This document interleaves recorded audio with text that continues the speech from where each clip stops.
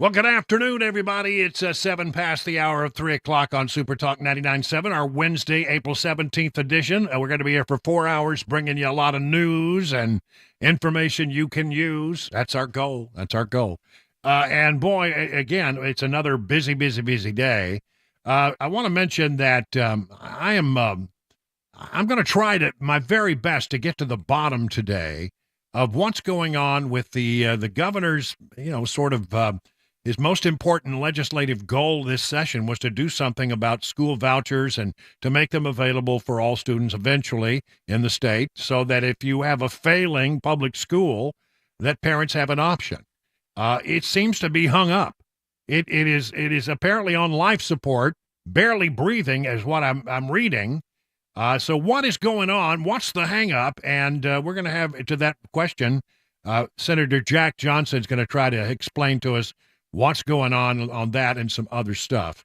So you don't want to miss that. But in the swamp right now, the impeachment trial, well, they're trying to get the impeachment trial going, Republicans are, but they're not having much luck because, well, Chuck Schumer, he really doesn't want to have any conversation about this. Apparently Democrats are very, very worried and afraid to have a conversation about this. And to hear evidence, and I think we all know why. It's an election year, and they know that they are vulnerable on the issue of immigration. So it started out today. Everybody got sworn in. Everybody has to sign the book. All senators must be in the chamber for this.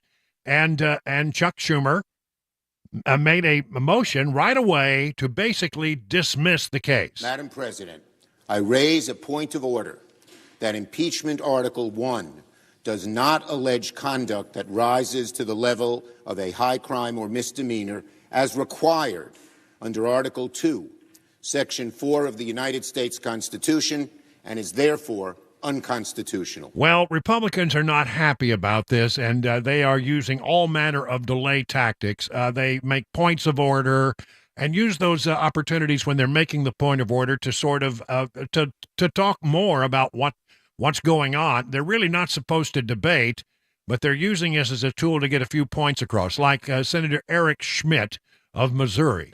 Is there an objection? Madam President. Senator from Missouri. Reserving my right to object. To dismiss or table articles of impeachment against Secretary Mayorkas without a trial here today or in committee is an unprecedented move by Senator Schumer.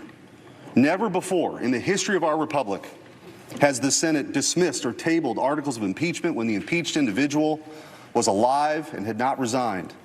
As Senator Schumer said in 2020, quote, "A fair trial has witnesses. A fair trial has relevant documents as part of the record. A fair trial seeks the truth. Nothing more, nothing less." I will not assist Senator Schumer in setting our Constitution ablaze and bulldozing 200 years of precedent. Therefore, I object. Madam President. Objection is heard. Madam President, I raise a point of order that impeachment Article 1 does not allege conduct that rises to the level of a high crime or misdemeanor as required under Article 2, Section 4 of the United States Constitution, and is therefore unconstitutional. Under the precedents and practices of the Senate, the chair has no power or authority to pass on such a point of order. The chair, therefore, under the precedents of the Senate, submits the question to the Senate. Is the point of order well taken? The Republican leader is recognized. Clerk will call the roll. All right, so there you have it. You get going, and Ted Cruz came up a few moments later. And the senator has a right to offer his point of order, or his motion, but we are in a non-debatable position. And my motion is to change that so that we can actually debate the law as senators care what the Constitution and law says. I therefore move that the Senate proceed to closed session to allow for deliberation on the question as required by Impeachment Rule 24. Madam President. Majority Leader. In our previous consent request, we gave your side a chance for debate in public, where it should be, and your side objected. We are moving forward. The question is on the motion. Ask for the ayes and nays. Okay. Is there a sufficient second? There is a sufficient Second, the clerk will call the roll. Yeah, and then these are all delaying tactics. They're dragging it out. They're trying to make Democrats feel a little pain. So he tried to take it into closed session, which was just a political maneuver, what you call a parliamentary maneuver. And then Senator John Kennedy of Louisiana said, well, why don't we just put this off for a while? Having heard Senator Schumer's serious allegations, which in my judgment are specious, about the constitutionality of these impeachment proceedings, we find ourselves in the awkward position, because we're in impeachment proceedings, of being unable to discuss in public the merits of Senator Schumer's claim, and at the same time, my Democratic friends have refused to go into closed session, so we can't discuss it. So for that reason, Madam President, I move we adjourn this court of impeachment immediately until 12 o'clock noon on Tuesday, April 30th, and I ask for the yeas and nays. Is there a sufficient second? There is a sufficient second. The clerk will call the roll. It's going to go like this, I think, most of the afternoon. They're trying to make points of order, but here's the bottom line. This isn't going anywhere. And I'm sorry to say that. There really should be a trial, and the evidence should be presented. Now, since he won't get the opportunity to present the evidence that he brought in the articles of impeachment, Mark Green has some very strong feelings. I'll let him explain what's really going on behind the scenes. He was on the Dan Mandis show this morning, Nashville's Morning News, and here is a little bit of him explaining why Democrats are so worried about having this debate right now. So Mayorkas issued guidance to employees of DHS to ignore the laws passed by Congress, and by so doing, and sort of reinventing many systems to get around and to violate the Immigration and Nationality Act. And by so doing, he basically disrupts the entire foundation of the government. Everything for me goes back to the Constitution. That's what my oath is to. You learn this in grade school. The Congress writes the laws. The executive branch executes those laws. On this particular note, we wrote a law that said you shall detain felonies, and they are to be held until they're removed from the country. And he basically told his people to ignore that law. And you can't have the executive branch just picking which laws they're going to execute and choosing not to execute others. That tears at the foundation of the country. And if you have this rogue cabinet secretary out there doing whatever the heck he wants, I think that's a road to tyranny. That's the real issue for me, is the Constitution. We're violating the very form of government that our founders set up. And that's why I think it's a high crime. He's abused his position to force his immigration agenda onto the people of the country when the people of the country voted on something different through their elected officials in the Congress. So that's why I think he has to go. And why I'm so passionate about it, despite knowing full well that Schumer probably will do nothing with it. They don't want this talked about, so they would much rather hide the issue. To have a trial in the Senate will put every camera in the room talking about border security, and that's the last thing Joe Biden needs for his reelection attempt. Yeah, it's all political, and whether or not Mayorkas actually did, violate to the Constitution, high crimes and misdemeanors by ignoring the law.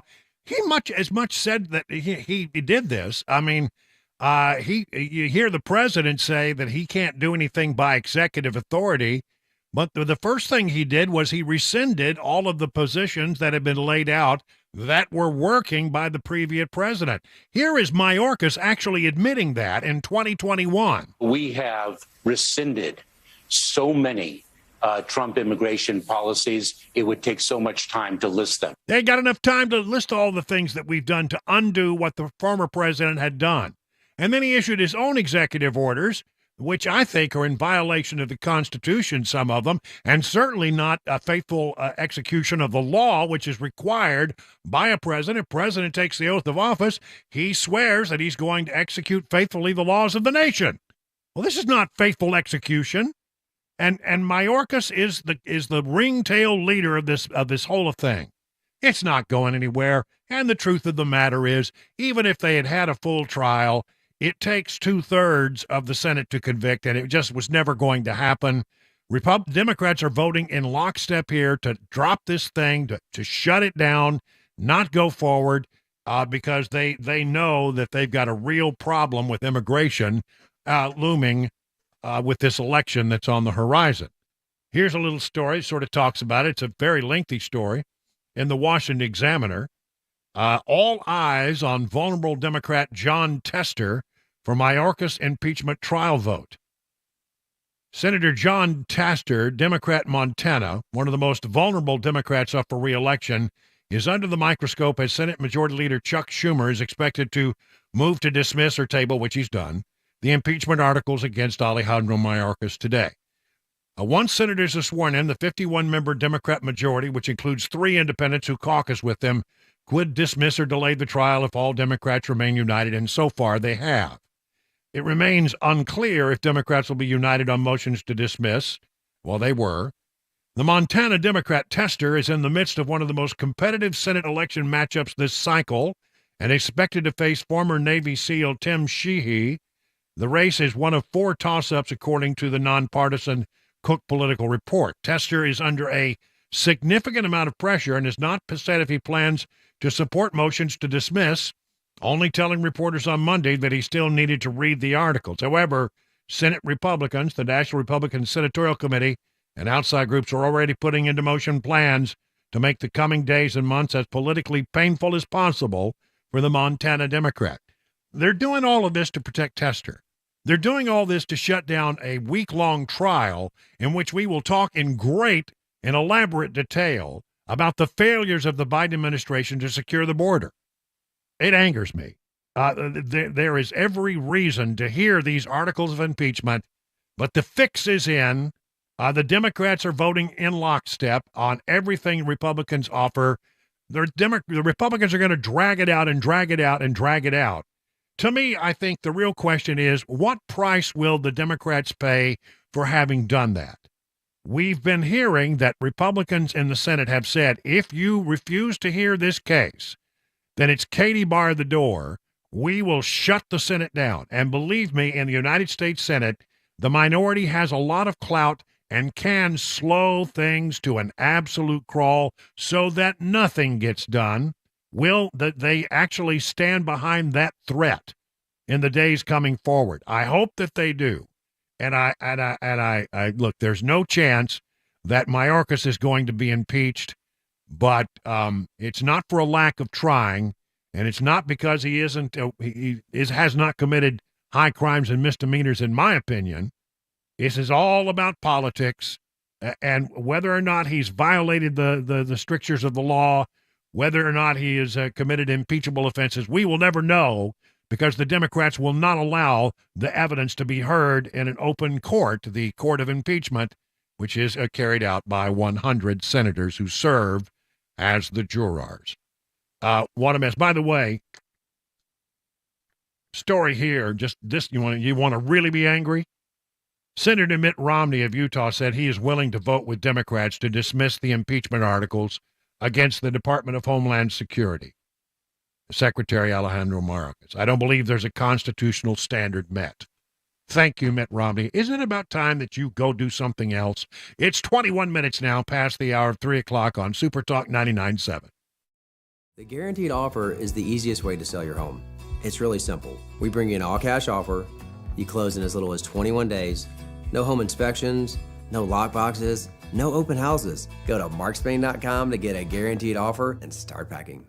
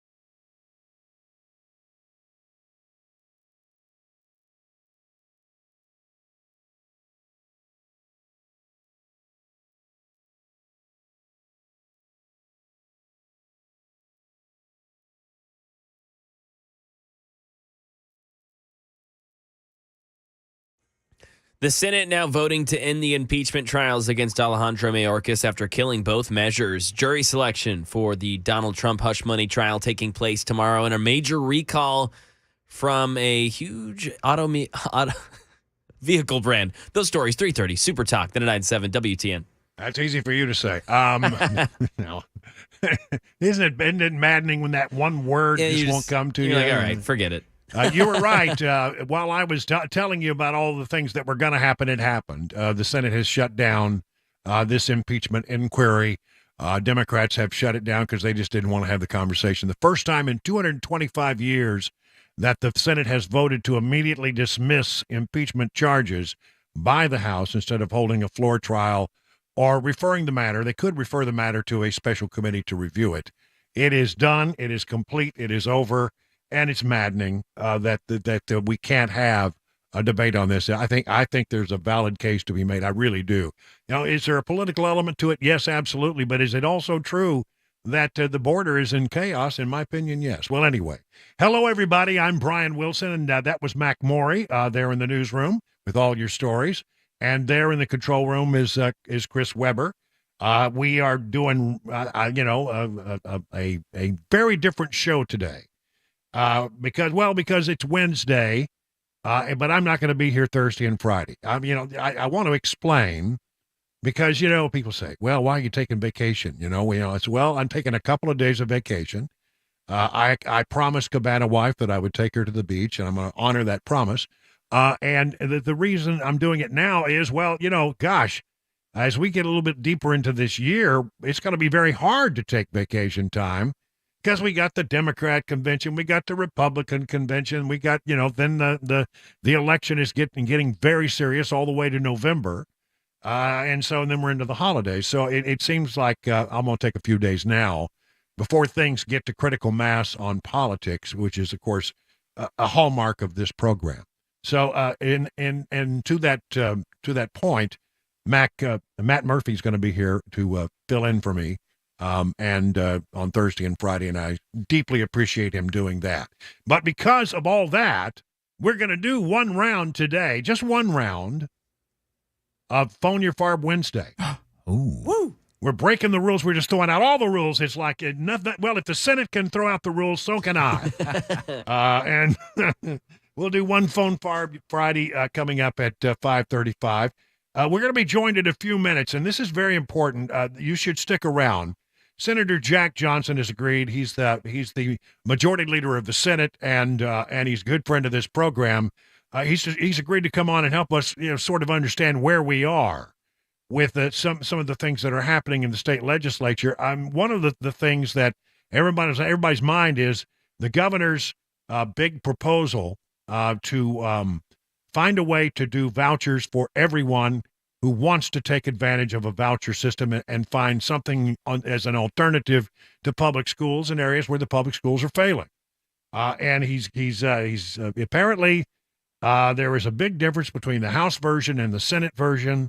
And from what I'm beginning to read and everything that I can find on it, it sounds like this thing is going to go down because they can't come to terms on a compromise piece of legislation. This was the big thing that the governor wanted passed this year. Now, last time we talked to the governor, he said there were a lot of behind the scenes conversations. He was remaining optimistic. He didn't think it was impossible to get something across the goal line, but apparently we're running out of time. And everything that I'm reading suggests that, chances of getting something passed are looking grim. But Senator Jack Johnson in a few minutes will be with us to talk about that and to talk about some of the other pieces of legislation that a lot of people are asking about. And we'll try to hit all of that coming up in just a few minutes right after the news with Mac Morey. Right now, it is time for the news at 3:30.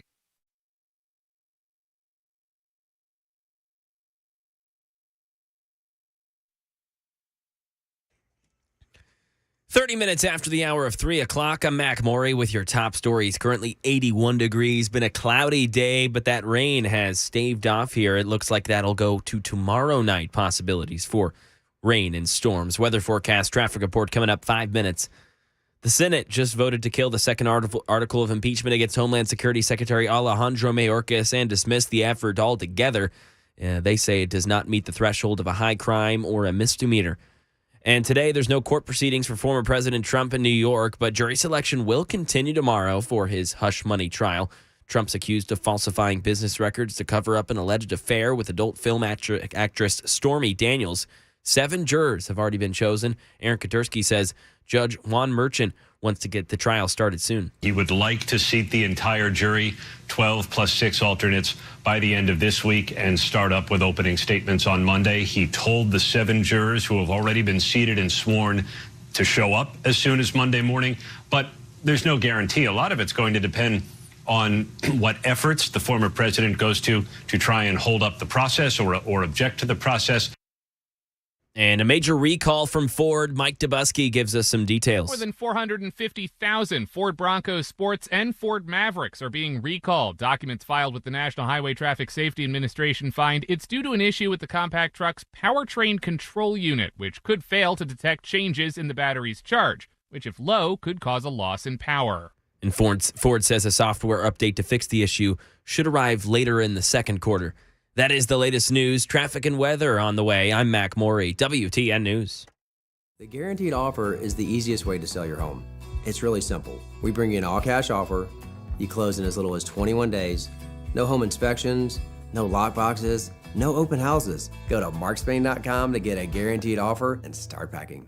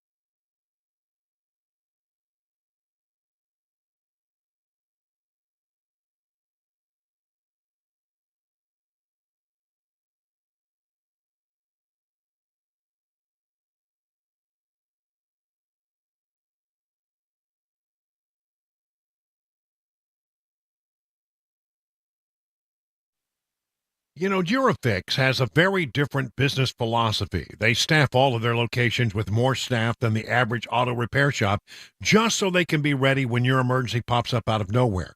Have you ever noticed how hard it can be to get a right now appointment for vehicle repair?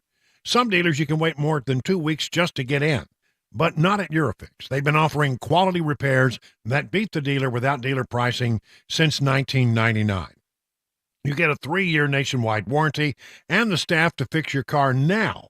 Now, if you're tired of waiting forever to get your car into the shop, call Eurofix. Owner Aaron Stokes says we will never be too busy for our folks, our customers. We'll take their pain away now. Eurofix repairs all European cars, and Eurofix says yes to speedy repairs when others can't or just won't. Family owned for 24 years. Call 844-EUROFIX or visit myEurofix.com. That's myEurofix.com.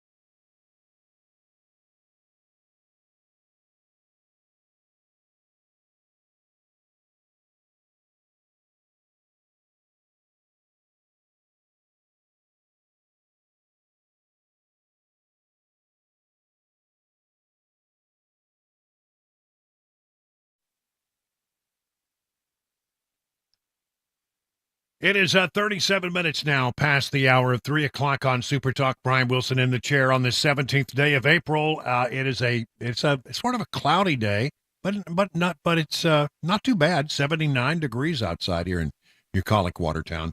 We want to try to get some understanding. We've been talking all week about what's going on with the state legislature.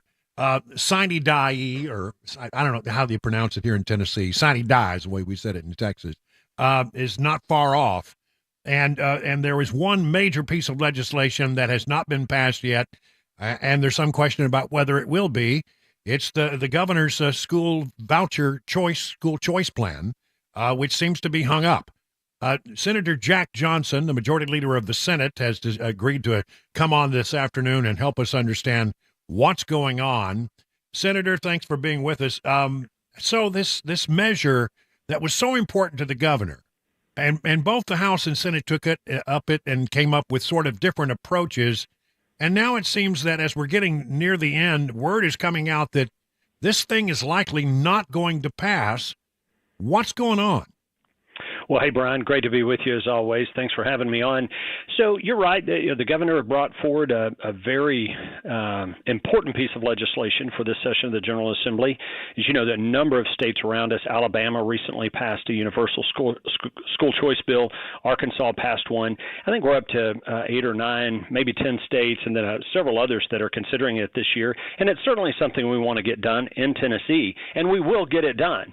I'm still hopeful that we might get something across the finish line here in the next few days, but we don't meet year round, and I'm grateful for that. Our General Assembly, we meet 2 or 3 months out, about 3.5 months out of the year, and then we go home. So there's the date out there where we will go home for the year, but we will get this done. The governor's committed to getting it done, and I'm hopeful we can get it done in the next few days.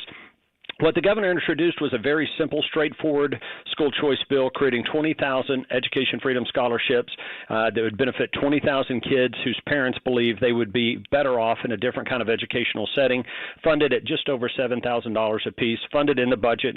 And that's basically what we passed through our Education Committee on the Senate side, a couple of minor modifications to the bill. The House, on the other hand, chose to load the bill up with some other education-related things that have nothing to do with choice, but other education-related matters, and that's where we've been negotiating with them, and I'm hopeful we can get it done, but the clock is ticking. Well, okay, so when is it, do you think that the legislature, the General Assembly, will go sine die? Next week. Right. So, it's hard to give you a we're really down day, to the last hours here, right? We are, but let me be clear, Brian, that the most important bill we pass is the state budget, and in fact, it's the only bill by Constitution we have to pass every year. So it's a balanced state budget, and that budget bill has passed out of committee on both sides. Both the House and Senate will pass that bill tomorrow morning on our respective floors and our respective chambers. And this scholarship program is fully funded in that budget, so the dollars are there for it. It's just a matter of ironing out the details between the House and Senate versions of the bill. And that's easier said than done because we are a bicameral legislature, and right. that's good, and we have to come to agreement. Well, I've seen a few stories out there that said if you can't come to an agreement, you're going to just let the matter die. Is that accurate? Well, if we don't get something done by the time we do adjourn, and you're right, and we do say sine die in Tennessee as well, and what that means is we are concluding the 113th General Assembly. Every General Assembly is 2 years, two sessions, and so we are adjourning this General Assembly. But I'm hopeful we can get it done in the next few days. But if not, I can promise you that it'll be one of the first bills filed in January. The governor's committed to getting that done, and I'm committed to getting it done, as are a majority of the members of the General Assembly, and this is enormously popular with the people of Tennessee, so we owe it to them to get it done. Well, yes, it is, and that's why it's so frustrating to see this thing get bogged down. So what is it that the House is doing that the Senate doesn't like? Well, I think there were about 20 different items that had nothing to do with school choice that the House included in their version of the bill that came out of their Education Committee, having to do with teacher accountability, teacher evaluation, student accountability and testing that is involved, the fourth grade retention issue, which are third grade and fourth grade retention issue, which is an issue we've been talking about, a number of other things, and many of which, by the way, in our discussions between the Senate and House, the Senate Senate agreed to, but there were some that we felt like should not be included in a school choice bill. They should be brought as a standalone bill. Let's pass a bill that creates universal school choice, that empowers parents to pick the best education alternative for their kids. Let's do that. Let's get that done. And if you want to talk about these other things, we certainly can, but it should be in a different bill. Yeah. All right. So give me a percentage. Well, I'm the eternal optimist. It's hard to give you a percent. Well, let me be very clear. We have the votes in the Senate. We have the votes. We're in our Finance Committee now. We have the votes there. But that's not the question. I mean, I'm sure that the House has the votes for their measure, and the Senate has the vote for their measure. The real matter is, can you come to a compromise? Can you pass a piece of legislation that both bodies can accept? So every minute that goes by, it gets a little bit more difficult because we are going to be adjourning soon. But I'm still going to put it at 50-50 that we can get something done. But again, full disclosure, I'm always the eternal optimist whenever it comes to passing good public policy for the state of Tennessee. These stories out there that say the chances of it passing are grim, would you say that those folks are being a little too gloomy? Well, I've been too busy. I haven't read any of those, Brian, but I wouldn't say it's gloomy or grim, and there's just a very strong commitment to get it done. And hopefully we can in the next few days, and if not, though, we will certainly be back at it in January. All right, so let's talk about another piece of legislation that's out there. I support it. I think it's a good idea, but there have been a lot of people who've been very concerned about this. Let's just talk about it a little bit. It's the measure that would allow teachers to go through you got to jump through about 10 hoops to get there.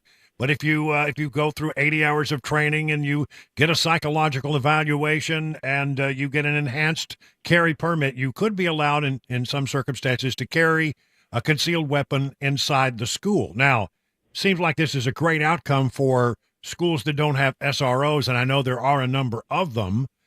This has been quite controversial. Am I correct? It's passed the Senate, and now the question is whether the House can get it off the table and get it passed before they go sine die.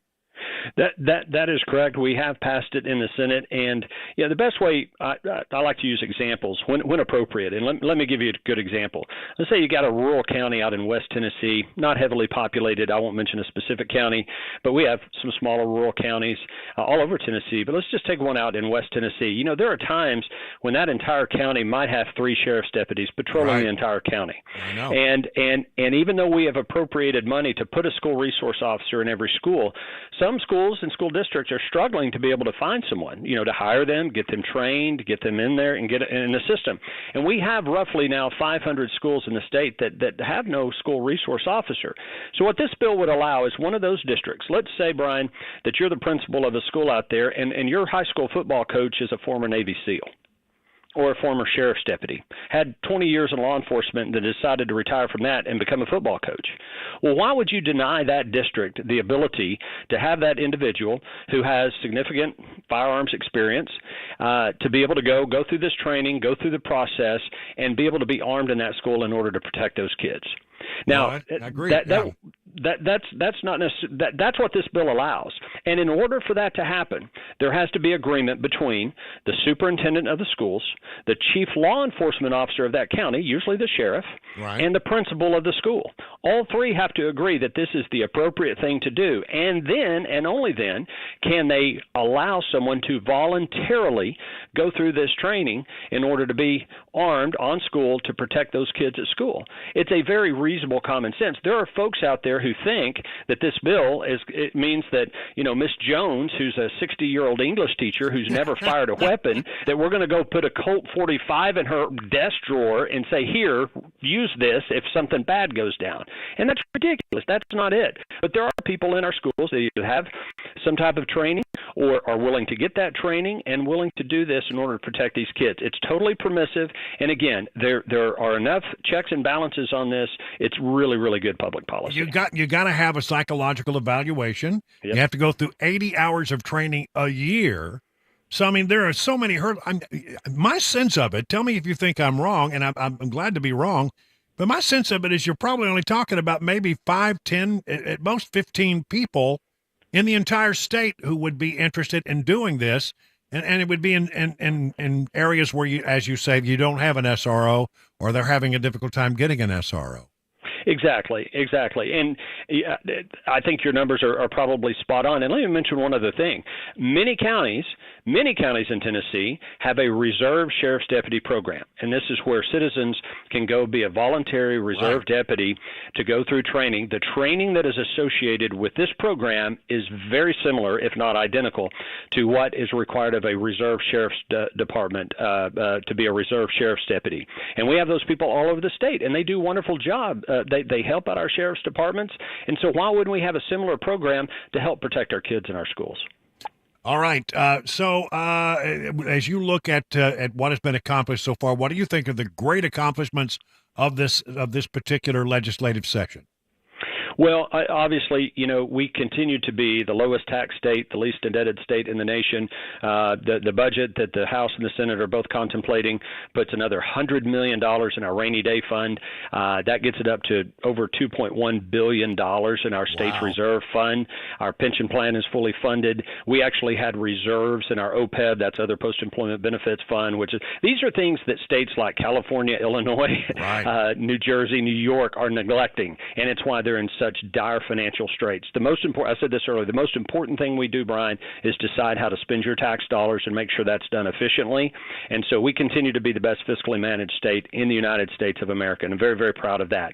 And school scholarship, freedom scholarships aside, we continue to make great strides in making sure our public schools are the best they can be. You can support school choice and be very, very pro-public education. That's how I view myself. All three of my kids went to public schools. I believe in public schools, but also believe in school choice. So we've had a good conversation on that. I could go on. The Elvis Act, protecting our songwriters and our singers in Tennessee from AI.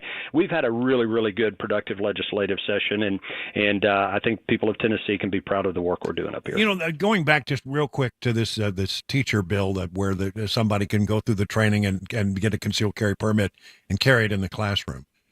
You've had the Covenant parents come out very vocally against this.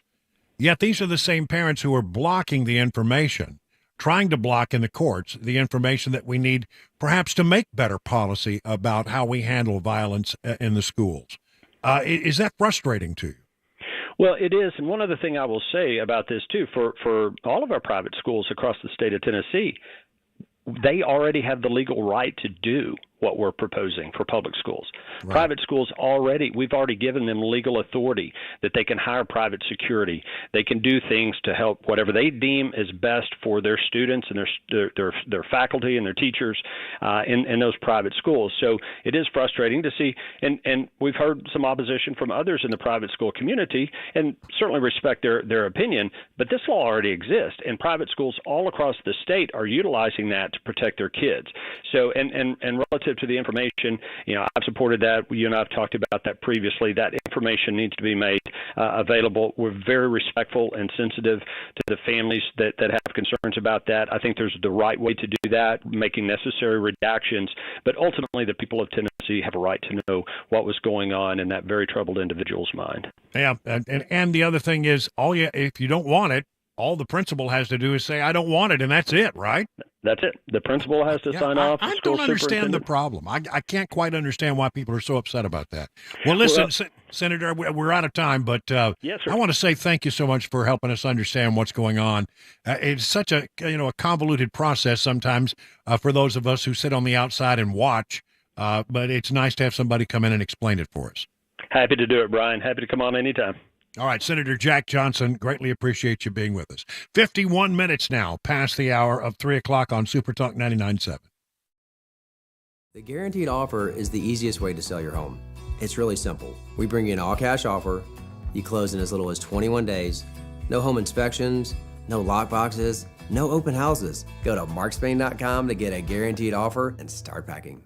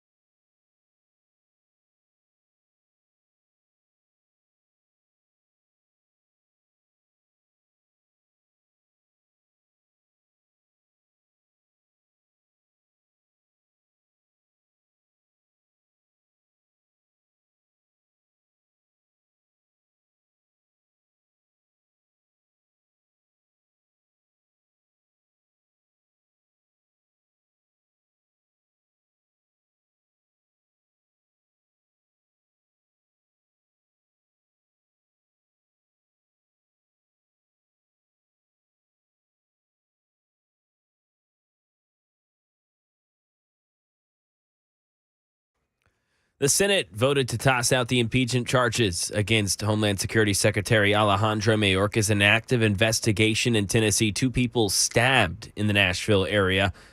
President Biden in Pennsylvania, and another stabbing involving an Amazon delivery driver. Plus, a luxury golf course on the way. We'll tell you who it's funded by right here in the Mid-State. 4 o'clock, Super Talk 99.7 WTN. All right, thank you, Mac Morey. Let's take a look at the market and how it closed out today. All indices are vibrantly red. The Dow Jones Industrials fell 45 points, S&P down 29, the Nasdaq down 181 points. That's more than 1%. So, what's motivating all of this action on the major indices? Let's check in with John Maxon over at Beacon Capital Management for more analysis. Good afternoon, John. Hey, good afternoon, Brian. Yeah, 4 days in a row, equities have been down, and investors in the market really seem to be concerned about how much further this market can go. Of course, it's gone a long way since October with some of the things. It's not uncommon for the market to take a bit of a break when it's had that kind of a run, but the fear gauge, or the VIX, is the highest it's been since October, and it's really a combination of the tensions in the Middle East that's concerning the market, along with high interest rates, and the Fed, who's definitely turned more hawkish because of stubborn inflation, higher for longer rates, now down to what the guess on Wall Street is about 1 to 2 rate cuts maybe this year. So again, the market's adjusting to that. Tomorrow we've got the U.S. leading economic indicators report, so we'll see how all that looks moving forward. All right, thank you very much, John. And learn about all the things that John and the other good people over at Beacon Capital Management can help you do to get ready for your retirement. Just go to their website, askbeaconnow.com. 59 minutes past the hour of 3 o'clock. And speaking of the aforementioned Beacon Capital Management, they want you to know that they have an annual shred day on Saturday. That's this coming Saturday, the 20th, from 8 to 11.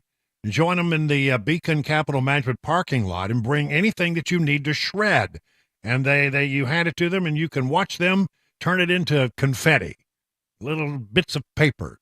And especially, maybe you need something to get rid of some documents after you filed your taxes. Well, anyway, it's April 20th, 8 to 11 in their parking lot. I want you to take a moment, though, and think about your retirement. And as you do, maybe you take advantage of this retirement savings calculator that the folks at Beacon have put together. It's on their website, askbeaconnow.com. It'll only take you a couple of minutes. It'll tell you where you are and where you're headed and what you need to get things in order. And then you're probably going to want to have a phone call with them, because I think you'll be so surprised at where you are. 615-488-9303. Let them have a chance to look at what you've got and see what needs to be done to make it good, so that you can retire with reassurance. I mean, don't worry. Do something about it. It's a simple phone call. 615-488-9303. Replace the worry with confidence that you're on the right path. The experts at Beacon stand ready to take your stress away. And again, learn more at askbeaconnow.com. What an absolute mess. Hey, it's Dan Mandison. Look at my closets. Unorganized to say the least. Even my window dormer is a train wreck. Stuff is everywhere. Now, luckily, California Closets is coming to my rescue. My personal design consultant, Vince, stopped by, measured, and is now showing me how to become more space efficient and organized on his 3D CAD system. It is amazing. And soon, my space is going to be organized, and yes, even Bandit approves. California Closets, a local company that can customize the storage in any room of your house. California Closets, what can they do for you? Find them online at californiaclosets.com and reach out for your free in-home consultation.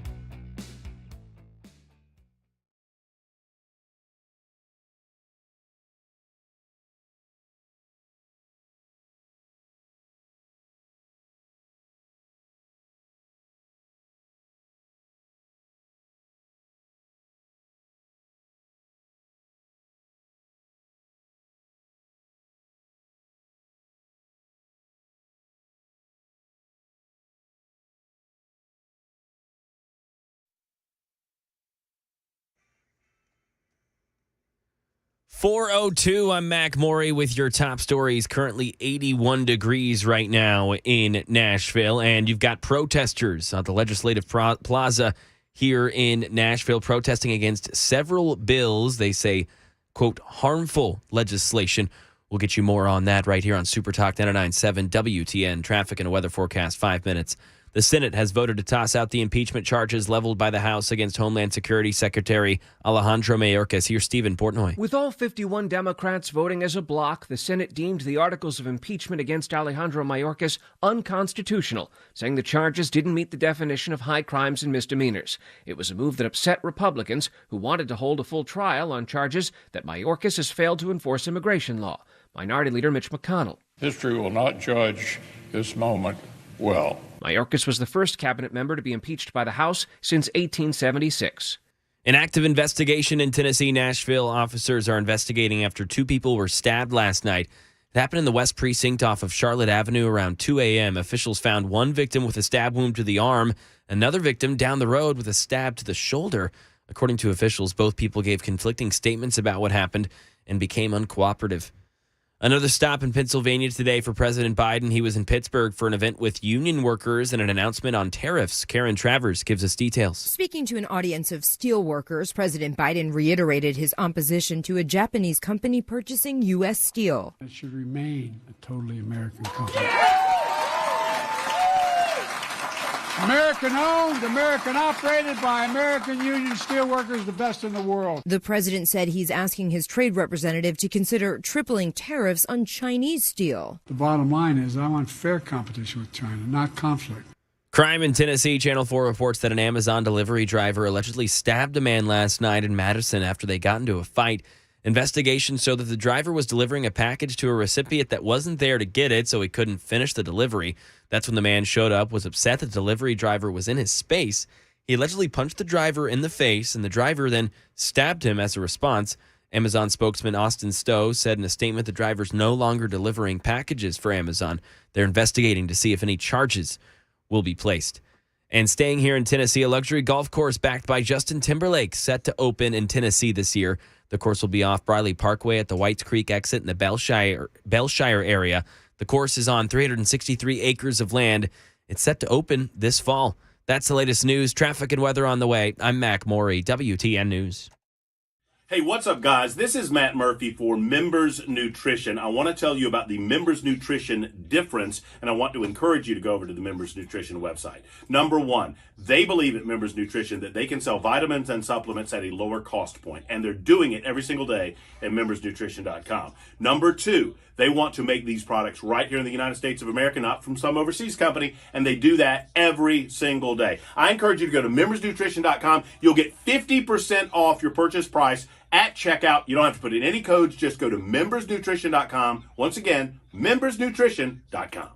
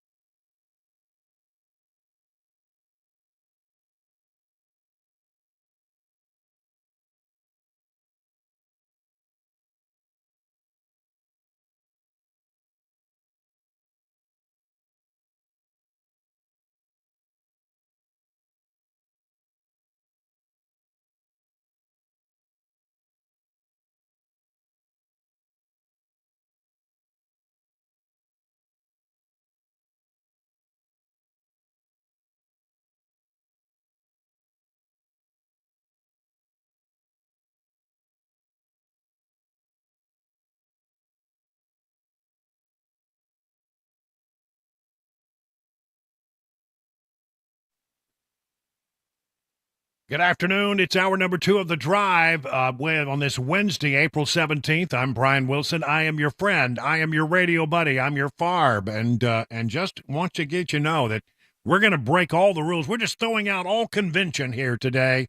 That coming up in the 5 o'clock hour, even though it's only Wednesday, we're going to do a Phone Your FARB Wednesday. I don't know. The world could come to a screeching halt when we do that. What? It's not Friday. It's Wednesday. Will ensue. I know. There will be chaos. There will be panic in the streets. No, that'll be fun. It'll be fun. The reason is I'm not going to be here Thursday and Friday. I'm taking a couple of days with the missus. We're going to the beach. You know, I used to. Good for you. Just for a couple of days. You know, gosh, I've been working. I had my nose to the grindstone here, but I am. Really, honestly, this year I'm trying to take a little time now because I know that when we get deeper into the summer with the conventions and then we're heading into the elections, I don't want to be gone all that much. Now, I'm going to take a day or two here and there, but I'm mostly going to be here because I feel like it's so important, and that's what I do. This is my Super Bowl, so I'm going to be here for you the vast majority of the time, but I am going to take a couple of days, and Matt Murphy's going to fill in, and he'll do a great job. I want to start this hour by looking back at what we learned from Senator Jack Johnson, who was on in the previous hour, about 2 key pieces of legislation. The governor really wanted a school choice bill to be passed, and this was the one thing that he really put down as his top priority. And it sounds like, well, he said, Jack Johnson, who says he's an optimist, says the chances are 50-50 that that's going to get passed before they go out here next week. So the time is running out. Now, the Senate has one version, which largely is a lot like what the governor asked for, and the House has a more complex bill with some other matters added, and apparently they're having a difficult time coming to an agreement on what the final bill should look like. Look, let me just say this. This is the kind of thing that drives me crazy. We have Republicans in control of the Senate and Republicans in control of the House. We have supermajorities in both bodies, and we can't come together on this? Give me a break. I believe that the school choice thing is absolutely something that will be a benefit to our state. Other states are doing it, and there's a lot of advantage to doing it. And you know what? Here's what it really comes down to.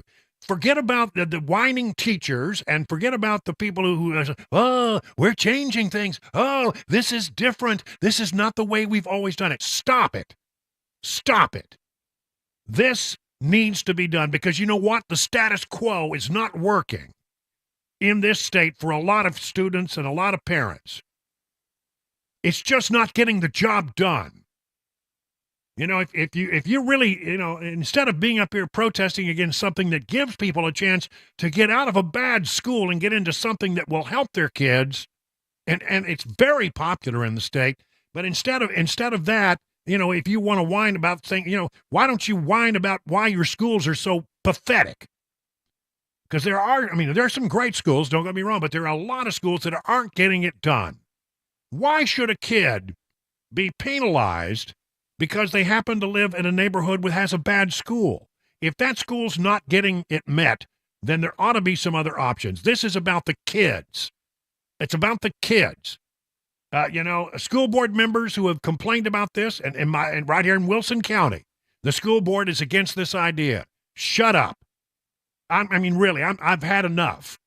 This is not, well, it's different. It's a change. We're not taking any money away from public schools here. We're not. We're simply saying parents should have the option to pursue another avenue if their school is not getting it done. And you know what? The competition will be better for everybody because when they start losing students, it's going to be a wake-up call. Whoa, hold it. What? People are leaving. Why? Well, because you're not doing your job. You're not educating the kids. This is especially true in some areas of Davidson County. So I've had it, and it just, I got it with all due respect to my friends who serve in the state legislature, and I know a lot of people who do, and a lot of them listening right now. Get off your asses and fix this before you go sine die next week. Mr. Speaker, the lieutenant governor need to get together and put this down and work out the differences and get it passed. And and people say, well, what can I do? I'll tell you what you can do. This is what you should do. Pick up your phone and call your representative. Call your state senator and let them know how important it is that you see this thing passed. Really, we're so close that Republicans who control both bodies can't come together and fix this is just infuriating. Think about the kids and put the rest of this nonsense and this chatter and all this background stuff and secret recording stuff, and that's just a bunch of you-know-what. I mean, come on. It's just, what are we doing here? And then, excuse me, I'm getting a little excited. And then, this whole situation with the other bill where people are, right now, apparently, people are marching on the streets. They're marching on the streets because they say, well, we don't like this idea that there might be guns in the classroom. Let's understand what that bill does and does not do. It simply says that if you get the permission of the top law enforcement officer in your area, it could be a police chief, it could be a sheriff in some areas, you get the principal and the superintendent to sign off. All three of those people have veto power. All three of those individuals can say no, and it's over, all right? But if you get a permission from those three people, and you go through a background check, you go through a psychological evaluation, you get 80 hours of specialized training each year, and you have a concealed and enhanced concealed carry permit, that you could have a concealed weapon in the classroom. And by the way, the only people would know are you, if you're carrying, the principal, the superintendent, and the local law enforcement official, right? Look, I just want to remind you, covenant parents who are against this, I don't mean to be harsh here, but let's understand that when the shooting happened at Covenant, 6 people were killed within 3 minutes. And the police arrived 8 minutes after the first call went down. Check my numbers, I'm right. And in a situation where it's all them and no you, don't you want to have somebody who could protect your kids? We've done phone calls, and it's overwhelmingly popular, but boy, there's a lot of noise out there. There's a lot of people, well, I might have this, that, and the other. You know what? There's only a handful of rural school districts where this would make sense and that they would want to do this. If you have an SRO officer and he's there or she's there, you're covered. But there are some schools that don't have SRO officers, and this would be a nice thing. Again, especially if somebody's wanting to go through it. I bet you there's not going to be 10 people in the entire state who will jump through all these hoops. And again, your principal can veto it, your superintendent can veto it, and the local law enforcement officer can veto it. So, it really only works in some areas. So, you're out there complaining and whining and protesting about a measure that will never be an issue in your classroom by and large. But don't deny this for the other areas. To me, I'm getting a little frustrated because it seems to me there's been a lot of noise surrounding these two issues. A lot of people, who are protesting, and it's your right to protest. I don't care. But the bottom line is you're not really thinking about the thing that's important. In both of these cases, what really matters here is the kids. Do you want your kids to have a chance to get a good education so they can maybe go to college, or if that's not their choice, that they're prepared to enter the work world and actually have a decent education? Then what's wrong with giving them other options in places where the schools are simply not getting it done? What's wrong with that idea? We're not taking any money away from the school systems. I'll tell you what's wrong with it. The teachers don't like it, and the superintendents don't like it, and a lot of the school boards are making noise. And I'm telling you, it's all because it's not the same thing we've always done. We're doing something different. Well, you know what? Sometimes change is good. Sometimes change is needed because the status quo is not acceptable. And the other thing, with this other thing with the guns, again, you're probably only talking about maybe 5 or 10 people in the entire state who would actually want to take advantage of this, I'm guessing, or where it'd be allowed. So, chill out a little bit. This doesn't mean that your 55-year-old English teacher is going to be packing heat in a Davidson County school. It's probably not going to happen. Understand what it calls for, and ease up. And again, if you're within the sound of my voice and you say, well, Wilson, I agree with you 1,000%, get on your phone and call your state rep, and get on your phone and call the state senator, and let them know how important this is to you. Here's what I do know. That when people get a lot of phone calls and people say, I'm really in support of this thing. What are you going to do to get this thing across the goal line? We're so close. We're so close. So look, let your conscience be your guide. But a lot of the noise that's out there is just exactly that, noise. And let's not lose sight of the thing that's most important here, which are the kids, and making sure they get a good education and that they're safe in their classroom. We need to get both of these measures pushed through. Get after it, would you? State legislature, I'm talking to you. Get your job done. If they go out next week, I think there should be some repercussions if they go out next week and they haven't gotten this across the goal line. I really do. And I'll be taking notes of where this thing fell apart and who's responsible, and I'll be talking about it. 20 minutes now past the hour of 4 o'clock on Super Talk 99.7.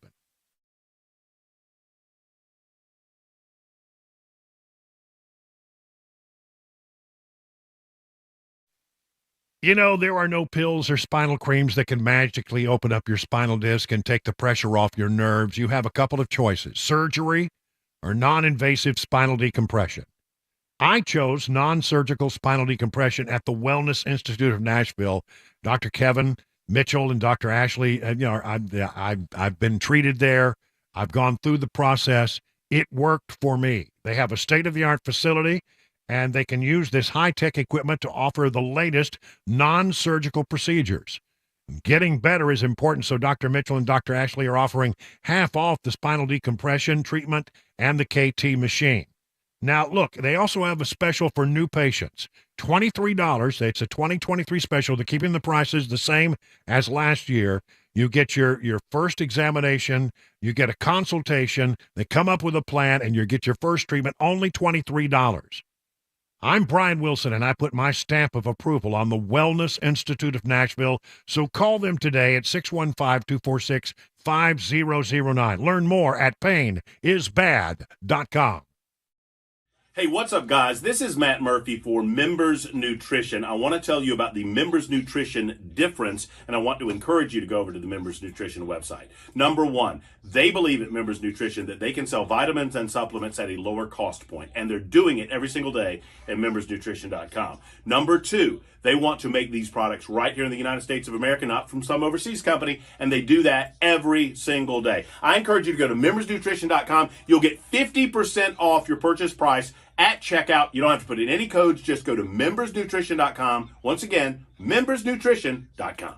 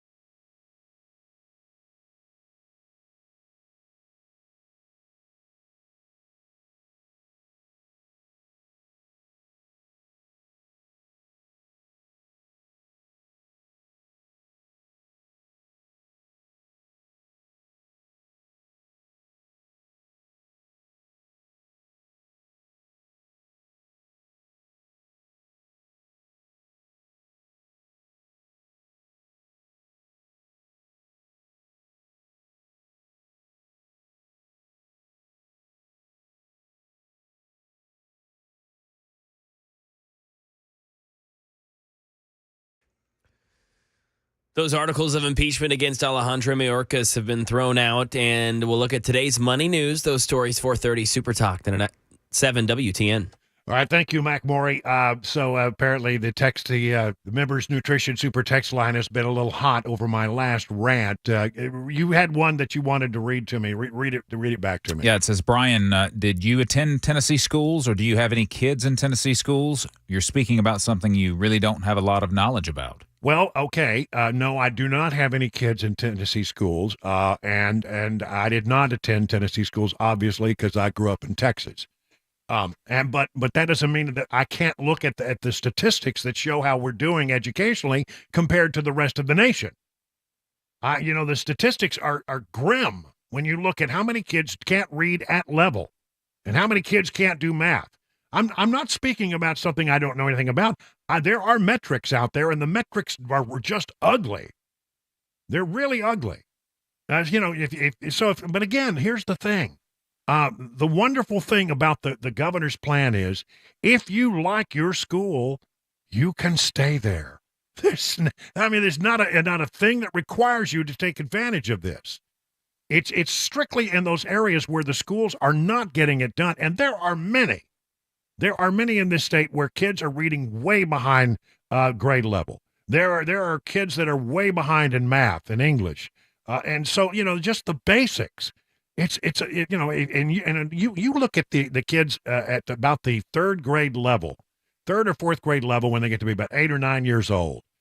Right there, that's a key moment. That's a key moment, and if your kid is way behind in these things when they're in the third, fourth grade. You're in for some real trouble there with that kid's educational future. Parents, look, again, to the person who wrote in, if you're happy with your school, then you just stay where you're at and just knock yourself out. Be happy, be you. But for people who aren't happy, why should they be condemned to go to a school that is not meeting the needs of their child? Why? Shouldn't there be other options? And again, we're not taking any money away from public schools. As I understand it, we're even increasing teacher pay at public schools this year. So we're doing both. There's nothing wrong with both. The people who are afraid about this are the people who are invested in the status quo and don't like the idea of something different. Look, I've seen in other states where this has been applied, and it's worked really, really well. But look, I'm sorry. I just feel so strongly about this that, and we're so close to getting it passed. Somebody needs to put their ego aside and make some adjustments so we can get a compromise bill that can be approved by both bodies in short order. This needs to happen, Mr. Speaker. Cameron Sexton. I was trying to get Speaker Sexton on today, but he was a little under the weather and he begged off. But come on, let's not get this close and not get it across the goal line. And to the Lieutenant Governor, come on, twist a few arms. Just get this thing done. To have a Republican supermajority in both bodies and to not be able to come to terms on this is maddening. And I don't care about all the noise, and I don't care about all the racket out there. Oh, well, somebody got recorded and they were saying harsh things and this, that, and the other. That's just a sideshow. Put all that aside and focus on one thing and one thing only, the kids. And again, no, I didn't go to Tennessee schools, and no, I don't have children in the schools. My kid is older, about to graduate from college. And so, no, I didn't. But that doesn't mean I can't look at the metrics, can't look at the test results, can't see that there are schools that are failing. So that's no argument at all. And thank you very much for the comment, but sorry. This doesn't change anything if you like your school. Not a thing. 4:30 now, time for the news.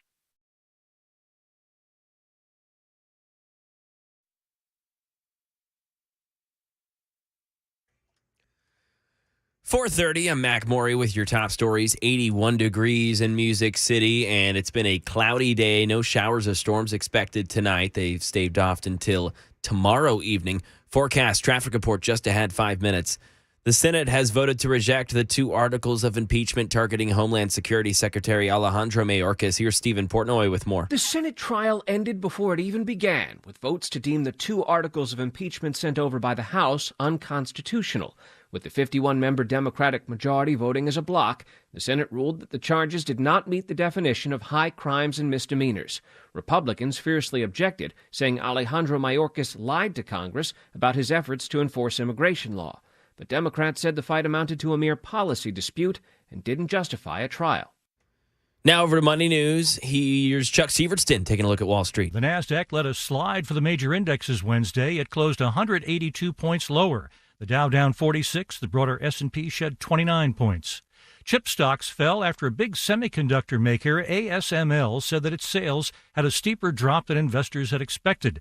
Its main customers include Samsung and Intel, which then make chips for AMD, NVIDIA, Qualcomm, and Apple. President Biden told an audience of cheering union steelworkers that his administration will block the potential acquisition of U.S. steel by a Japanese company. The president's calling for a tripling of tariffs on Chinese steel. Pennsylvania is an election year battleground. The Senate held back-to-back hearings to hear from aviation experts and people who have worked at Boeing over safety failures. Tesla asking shareholders to restore a $56 billion pay package for its chief, Elon Musk, that was rejected by a Delaware judge, and to ship the company's corporate home to Texas. And that is the latest news, traffic, and weather on the way. I'm Mac Maury, WTN News.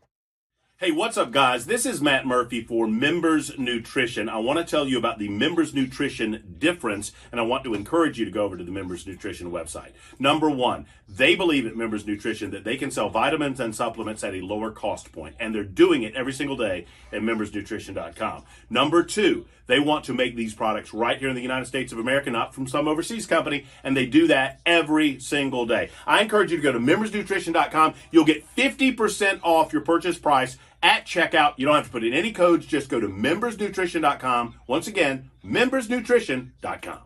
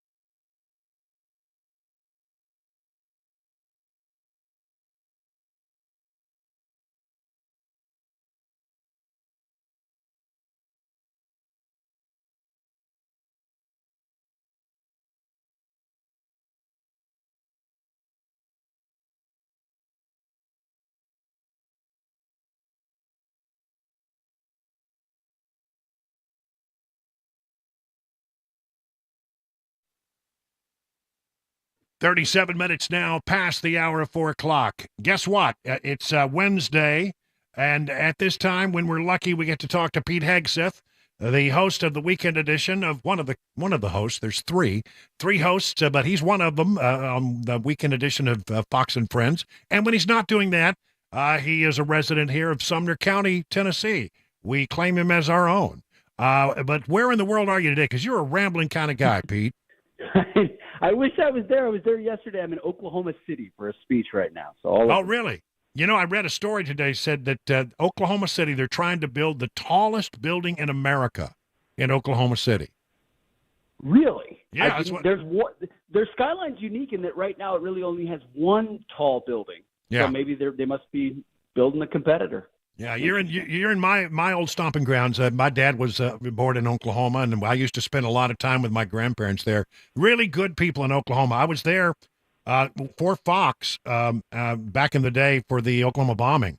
I covered that story, and also came back for the dedication of the memorial when I was at Fox News. Sure. And it was those people in that part of the world they'll take their shirt off their back for you if you need it. They're just the best people in the world. Just the time I've been here. I know people in our area are wonderful too, but same streak here in Oklahoma, just great. Yeah. All right. Well, so today your United States Senate dismissed the articles of impeachment against Alejandro Mayorkas. That happened just a short time ago. There will be really essentially no impeachment trial. They were really worried about having a big impeachment trial on this issue in an election year, I guess. Oh yeah, I mean, listen, they believe in the 24-hour news cycle. They believe in short memories, and they're probably right. Senate Democrats. As much as I disagree with it, it was probably the most shrewd move that Chuck Schumer could have made. Because what are you going to do? Endure days or weeks of an actual trial about the disaster at the border, and then you're going to instruct your caucus to vote to acquit Mayorkas after the whole country has seen his abdication of any responsibility at all? So it's horrible precedent. It's pure partisanship. It's a closing of ranks of a party in the way that Republicans can't figure out how to do. But I think it was based on the other stuff Mike Johnson's doing right now.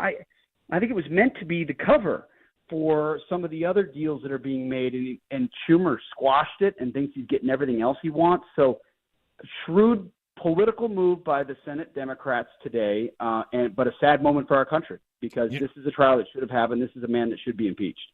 He should have absolutely been impeached. It's the first time in 225 years that articles of impeachment have not been taken up when they were brought over from the House of Representatives. So, pretty amazing.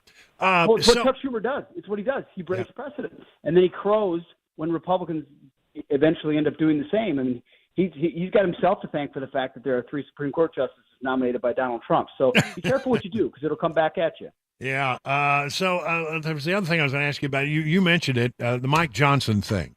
Somebody, when we were doing our little crosstalk, and I was from the previous host, Matt Murphy, he was asked me the question, do you think that Mike Johnson survives? And I said, you know what? It's a close call. He might not. He make it through this session, but I'm not sure that he long-term survives. What's your sense of what's going on there? I mean, a lot of people are upset with him right now. Yeah, and rightfully so. I don't think he survives. I think and I don't know what the time frame is on that. And I've heard Marjorie Taylor Greene say it could be today, it could be tomorrow, it could be weeks, could be months, could be the next presidency, and she could be right. The only person that could really save him on this would be Donald Trump, and he would need a larger House majority and the support of Donald Trump to do that. It'll be interesting to see how Trump weighs in on this deal, but it looks like the deal Mike Johnson cut just gives everything that the Democrats wanted to them, and we get nothing, absolutely nothing on the border. And essentially nothing on the border. You're right. That's the thing that's maddening about it. Yeah. Yes. So the other deal was terrible too because it was a border deal under the guise. It was a Ukrainian funding deal under the guise of a border plan that never was a border plan. This is just all the Ukraine money with nothing. So I don't get it.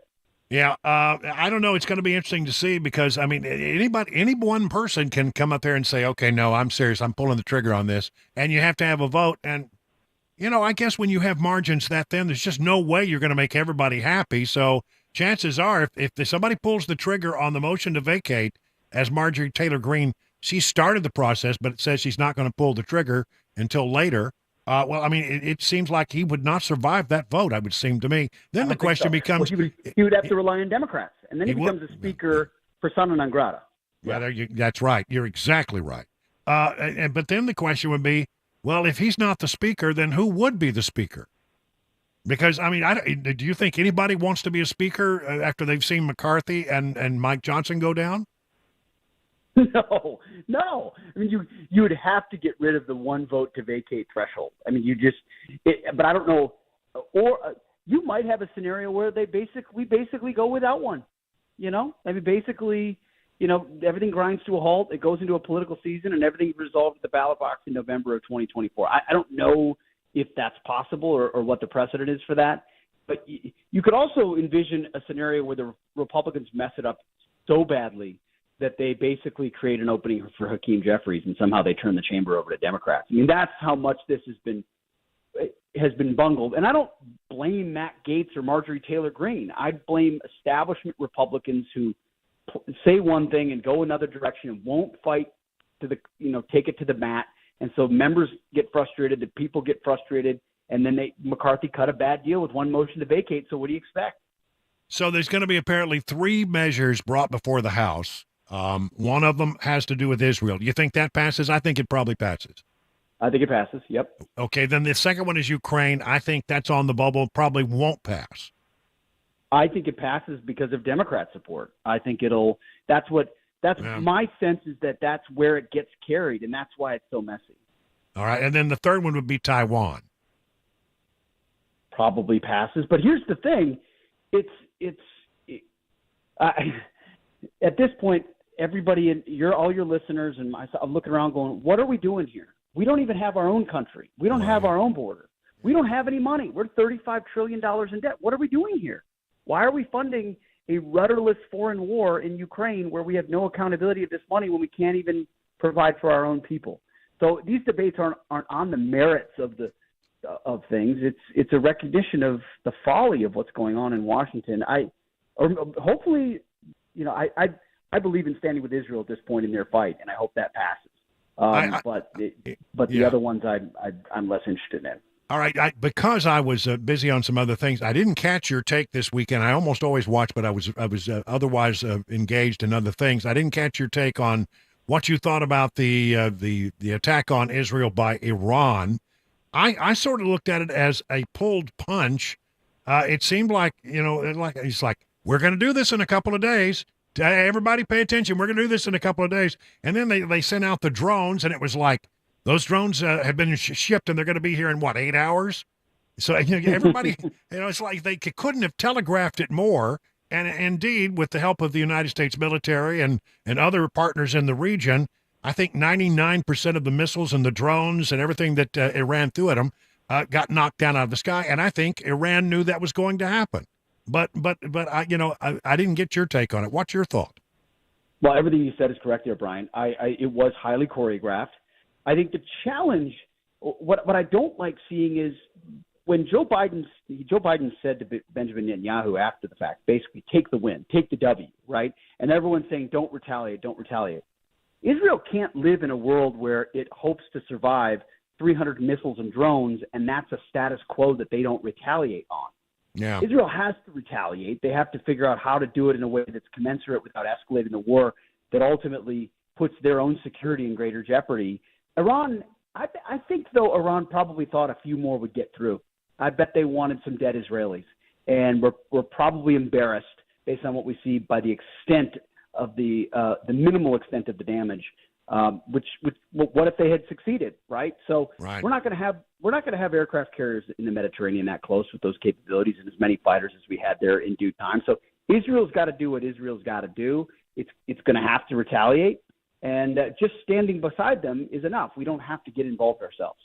All right. I think you're right about that. I just If they do respond, the thing I get, well, then Iran has to respond. I mean, where's the end to that? I know.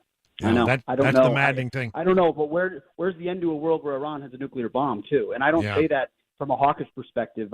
They're tactically patient, but their end state is not rational. They want the eradication of Israel and of America, and we can't allow them to get those tools. Yeah, I agree. Iran's the bad actor in the region, no doubt about that. I just worry about our people being in the middle of all that because, with things going back and forth, tit for tat, we've got people in the region who could get in the middle of all that, and, then intentions can be misread and it spirals. We have thousands of people on remote bases in Syria that do not have missile defense systems. And I'm not saying anything that hasn't already been said publicly. If Iran decided to swarm 30 or 100 or 300 drones and missiles at one of our American bases, it would be extermination.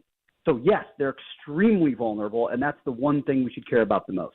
All right. So how's your book? Let's talk about your book one more time. Good. I mean, I think it's more relevant than ever. I mean, here we are in a dangerous, chaotic world, and we've got a military that's been hollowed out by political leaders with priorities that have nothing to do with making sure we can beat the pants off of anybody on the planet. So the book is called The War on Warriors. You can get it anywhere right now. I tell my own story, but Brian, it's not a book the Pentagon's going to like at all.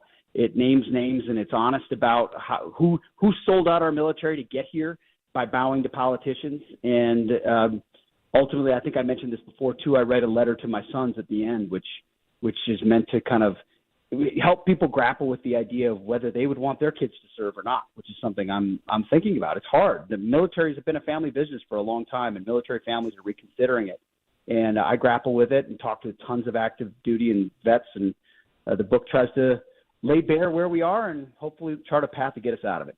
You know what I'd like to do? I'd like to help you and with the resources of this station, perhaps set up a book signing here locally when you have a moment. I think that you'd get a great response. I think that'd be great. Well, I love it, Brian. We'll have a conversation about that. All right, listen. Have a great show this weekend. Thank you much for joining us. You got it, Brian. Thank you. All right, it is 50 minutes now past the hour of 4 o'clock on Super Talk.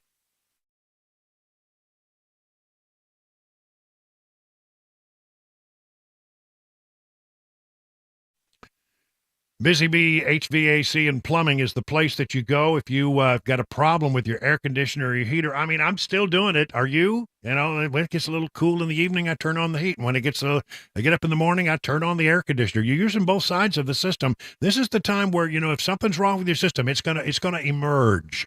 And if it does emerge, then why don't you call this number, 615-775-7833. And the people at Busy Bee will buzz over to your hive and get you back up and running.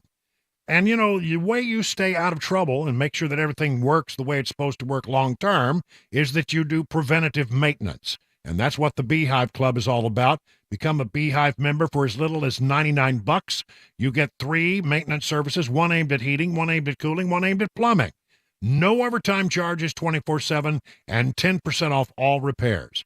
Busy Bee Plumbing, Heating, and Cooling is your official Rude Pro partner. So, for satisfaction guaranteed, call Busy Bee Plumbing, Heating, and Cooling, 775-7833, online at busybhvac.com. The guaranteed offer is the easiest way to sell your home. It's really simple. We bring you an all-cash offer. You close in as little as 21 days. No home inspections, no lock boxes, no open houses. Go to markspain.com to get a guaranteed offer and start packing.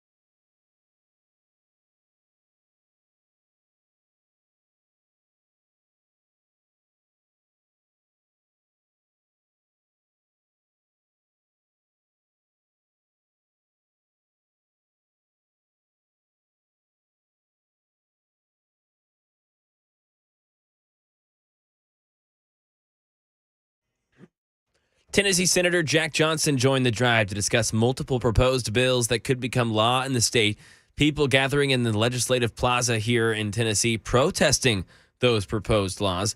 A teenager getting a DUI here in the volunteer state, and a movie trailer lawsuit has been settled. Those stories and more at 5 on Super Talk 99.7 WTN. Just a moment or two here left in this hour. You remember that NPR editor who wrote an essay saying that, well, as we all know, NPR was leaning left, and that he didn't really like the way that, even though he wasn't a big fan of Donald Trump, he didn't like the way the organization was reporting on several stories, and it had a very liberal slant, and pointed out that in their newsroom they had, 85 Democrats and not even one Republican. He got suspended the other day, and today he is officially resigned. He says, "I cannot work in a newsroom where I'm disparaged by my new CEO, whose divisive views confirm the very problem at NPR I cite in my Free Press essay." Uri Berliner has quit NPR. It is 58 minutes past the hour of 4 o'clock on Super Talk 99.7. What an absolute mess. Hey, it's Dan Mandison. Look at my closets. Unorganized to say the least. Even my window dormer is a train wreck. Stuff is everywhere. Now, luckily, California Closets is coming to my rescue. My personal design consultant, Vince, stopped by, measured, and is now showing me how to become more space efficient and organized on his 3D CAD system. It is amazing. And soon, my space is going to be organized, and yes, even Bandit approves.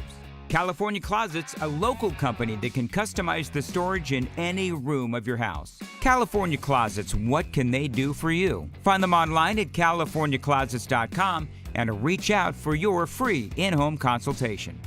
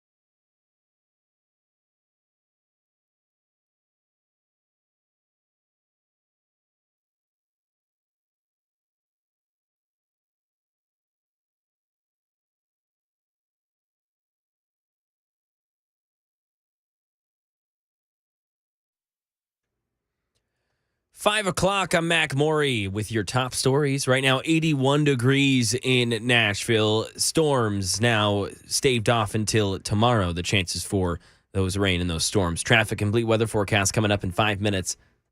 Tennessee Senator Jack Johnson joined the drive with Brian Wilson to discuss legislation that's working its way through the system, including a bill that would let teachers arm themselves with guns. Here's his thoughts on it. Some schools and school districts are struggling to be able to find someone, to hire them, get them trained, get them in there and get it in the system. And we have roughly now 500 schools in the state that have no school resource officer. So what this bill would allow is one of those districts. Let's say, Brian, that you're the principal of a school out there and your high school football coach is a former Navy SEAL or a former sheriff's deputy, had 20 years in law enforcement and decided to retire from that and become a football coach.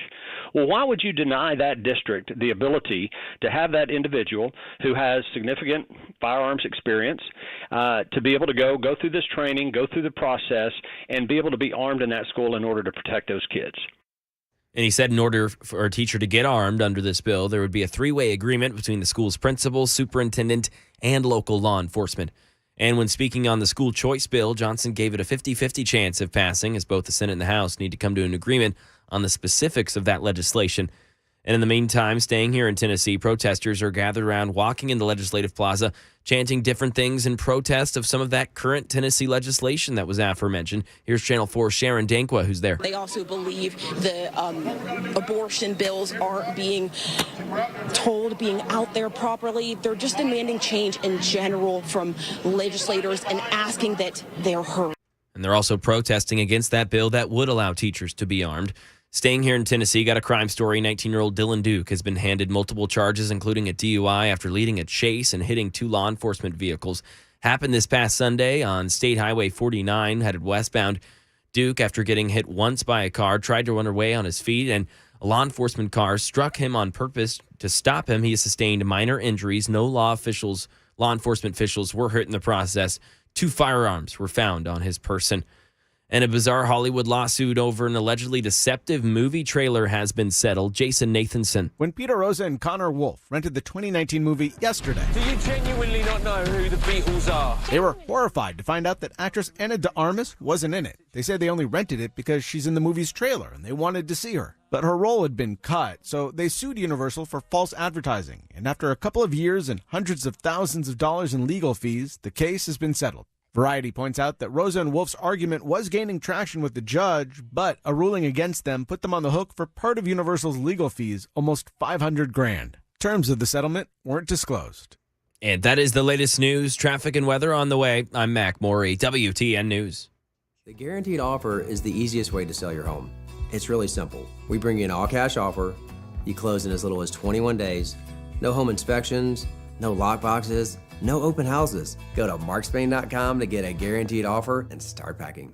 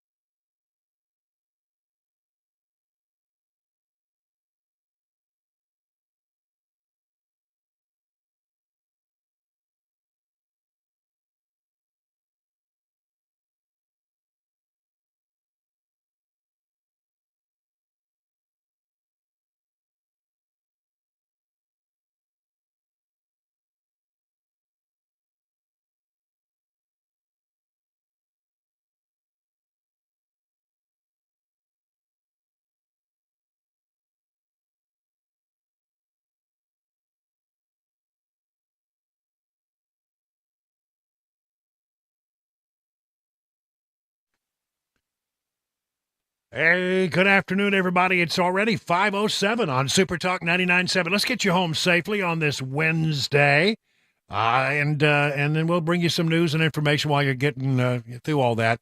I forgot to mention that situation on 840 is going to be bad for a couple of months, but they did say that they're going to keep one lane open, so it's not as bad as it could be, but I think it's going to be a mess over there for a while. Yesterday we learned that a CSX crew apparently with a piece of heavy equipment, an excavator, struck the bottom of one of the overpasses there, and it did some pretty significant damage to the overpass there, and so they're going to have to shut down several lanes to repair for the next few months, maybe 3 months to get it all done. But one lane will be left open, but the rest will be closed. This is in the eastbound lanes over near Thompson Station. So, again, it's going to be something that's going to be a problem for a while. Be well advised, as we say. I got so many things. I can't decide which way to go. I think I'll talk about the Hill a little bit. First of all, if you are aware, we've been following the impeachment proceedings against Alejandro Mayorkas. They did not take up the matter in the Senate. They basically voted down the decision to go forward with the impeachment trial. The first time in some 225 years that articles of impeachment have been brought over and then dismissed before there was any kind of argument to hear the evidence in the case. Democrats, they really don't want to have this conversation right now in an election year. They know that that's their weakness, this whole immigration thing. They didn't want to have a big dog and pony show where Republicans were able to talk ad nauseum about the weaknesses of the Biden administration and Mayorkas. I think that they had a good case, but Chuck Schumer decided that he would shut that sucker down, and shut that sucker down he did.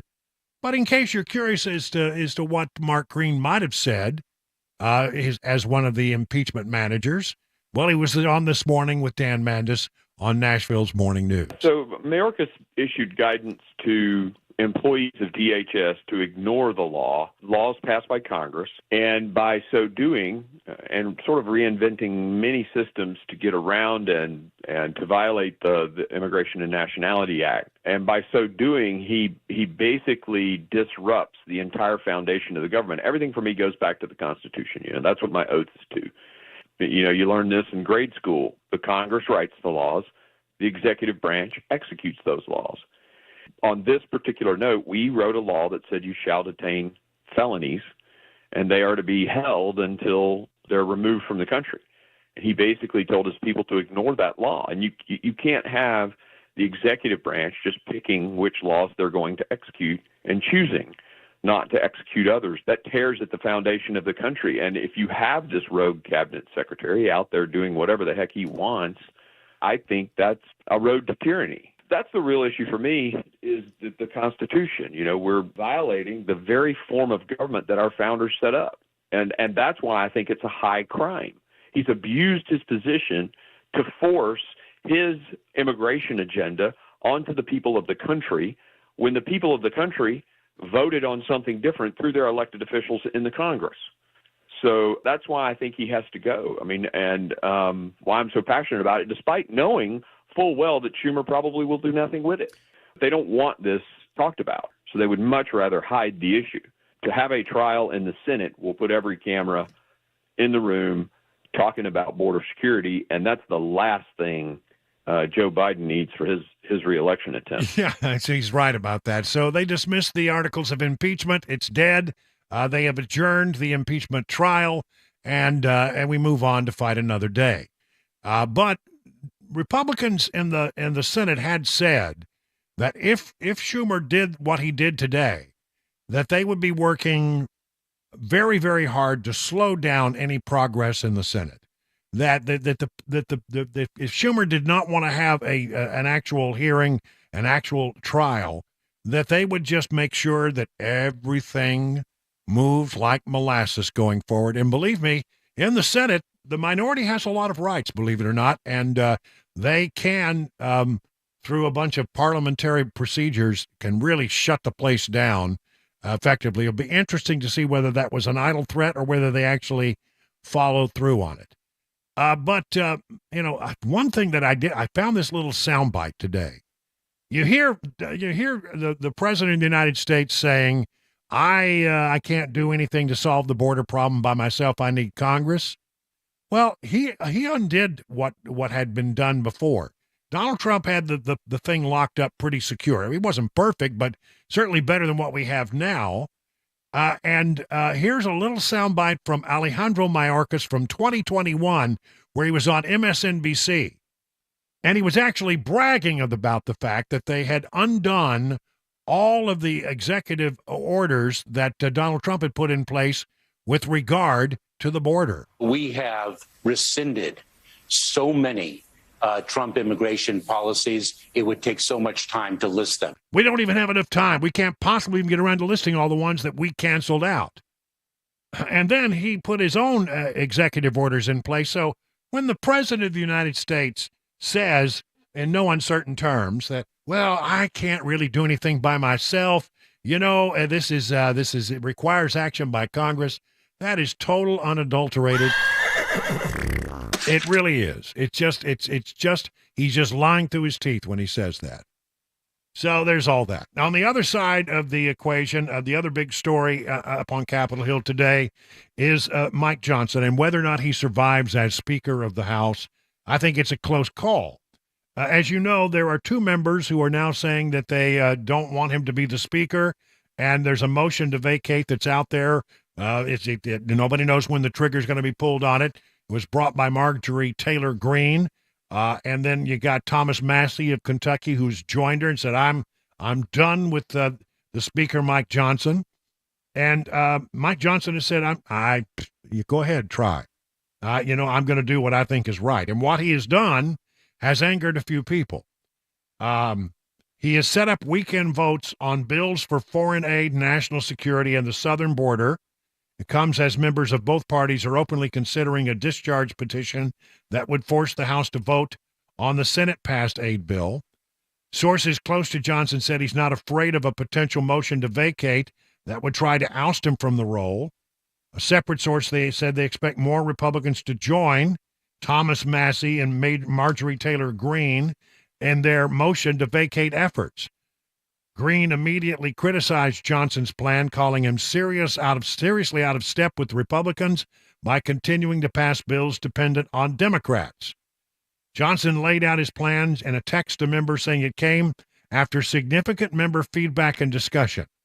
He said the text of three bills aiding Israel, Taiwan, and Ukraine, the latter of which will be structured as a loan and include accountability measures, would be posted soon. A fourth bill that pulls together measures to force a sale of TikTok, to sell off seized Russian assets and sanctions, and confront Russia, China, and Iran will be posted later today.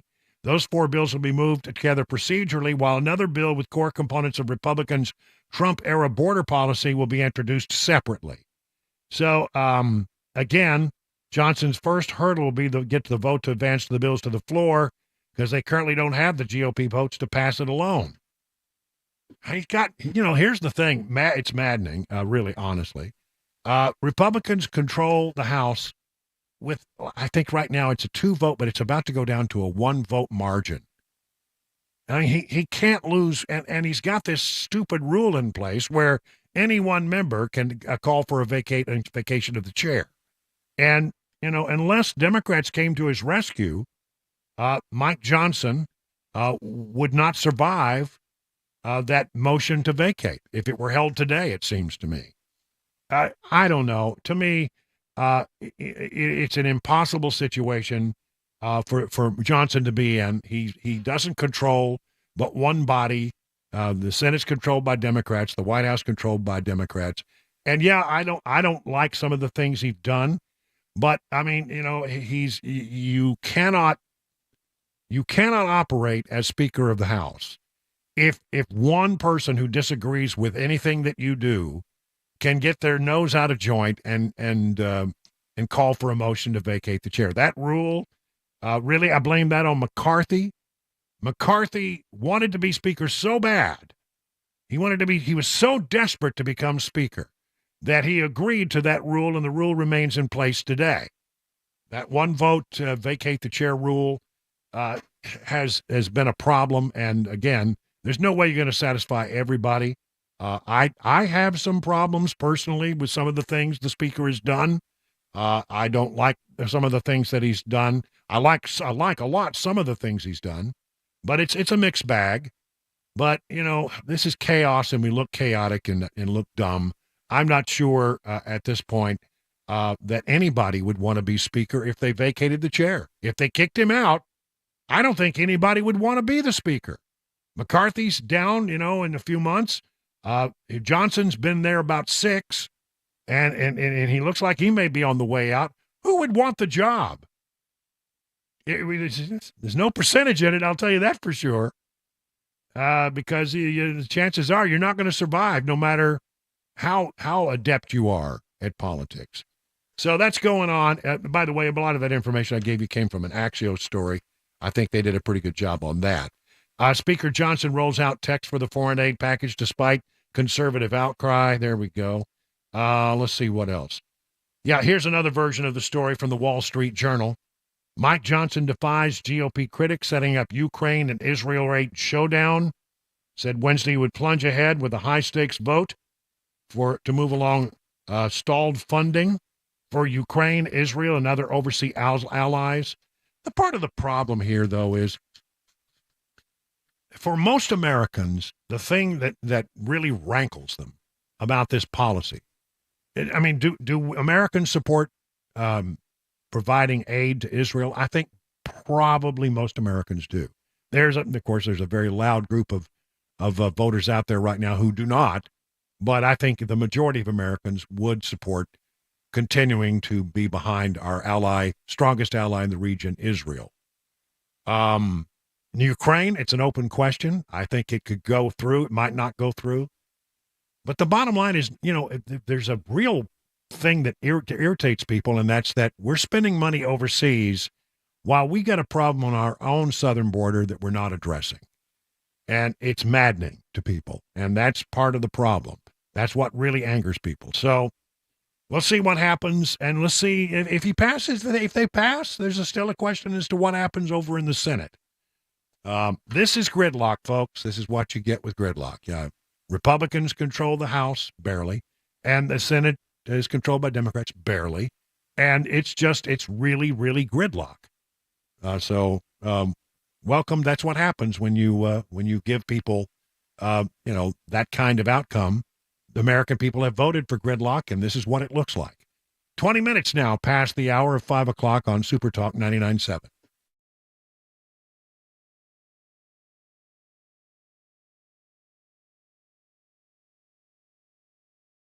I want you to be honest with me. Are you happy with your weight? Now, I got to be honest with you. I was not happy with my weight. I started regaining a lot of the weight that I lost last year. I didn't want to do the yo-yo thing, and I decided I better take action before I got out of control. So I reached out to my friends over at the Restoration Wellness Med Spa. Now, I've never taken on a weight loss client before, but I'm really impressed with the program that Jamie and Carly at Restoration Wellness Med Spa in Lebanon developed for me. You see, it's not a one-size-fits-all approach. They took a look at my history and my lifestyle, and we came up with an approach that's starting to show some real results. I'm down about 12 pounds, 15 pounds. It depends on the day. I am down. And here's the thing. The main thing is I'm not gaining anymore. And amazingly, I'm not hungry, which is huge. Now, look, we're making some adjustments to the plan. I'll keep you advised of how it's going. I want you to know that beyond that, Cabana Wife and I have decided to undergo peptide therapy at Restoration Wellness Med Spa and are absolutely thrilled with the results. We both noticed greater mental clarity and increased energy. So whether your goal is to lose weight or improve your overall health, Restoration Wellness Med Spa has a solution for you. Maybe it's time for you to join more than 1,000 patients who have already seen life-changing results. Here's the number, 615-470-8124. Learn more at restorationwellnessmedspa.com. The guaranteed offer is the easiest way to sell your home. It's really simple. We bring you an all-cash offer, You close in as little as 21 days. No home inspections, no lock boxes, no open houses. Go to markspain.com to get a guaranteed offer and start packing.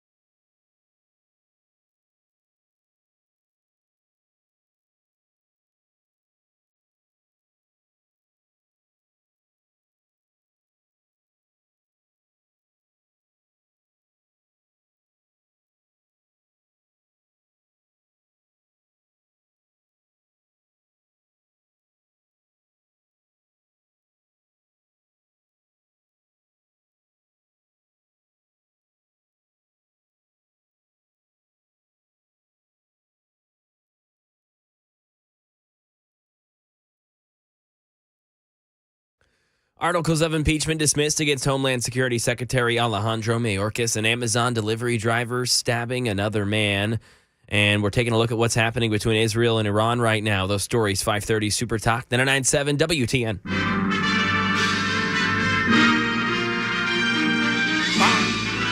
Spanning the globe to bring you the constant variety of sport, the thrill of victory,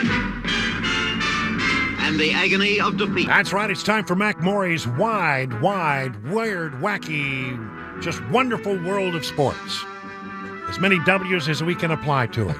And now here is the host of your program, the man, the myth, the legend. You know him, you love him, you can't live without him. Mac Morey, ladies and gentlemen. Woo!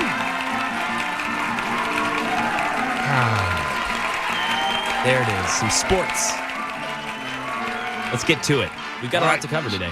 Well, can I throw one out? I want to talk about this thing. By the way, before we get into it, let me just say, we're doing Phone Your Farb Wednesday because I'm taking a couple of days off. Yeah. So after we get through with the news here in a moment, we're going to do Phone Your Farb Friday, except it's going to be on Wednesday.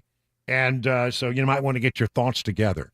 You know the number, 615-737-9986. Now, can I just throw one out? Yeah. I normally let you lead, but I want to know your real thoughts on this Caitlin Clark contract, where she gets a contract that's a 3-year, $338,000 contract, which means that she's making about, in her rookie year, about $76,000. Now, I don't know. Really? Isn't that shocking? It is. But it is. Look, she'll make a lot of money beyond that. With her endorsement deals, yeah. She'll make millions, don't get me wrong. She's not going to have to go to McDonald's and get a Happy Meal. She's going to be just fine. But at the end of the day, a male basketball player makes so much more. Now, I understand why this is, but I mean, a lot of people are making hay out of it, including the president of the United States, who said that's outrageous, he thinks. Your thoughts on it, Mac?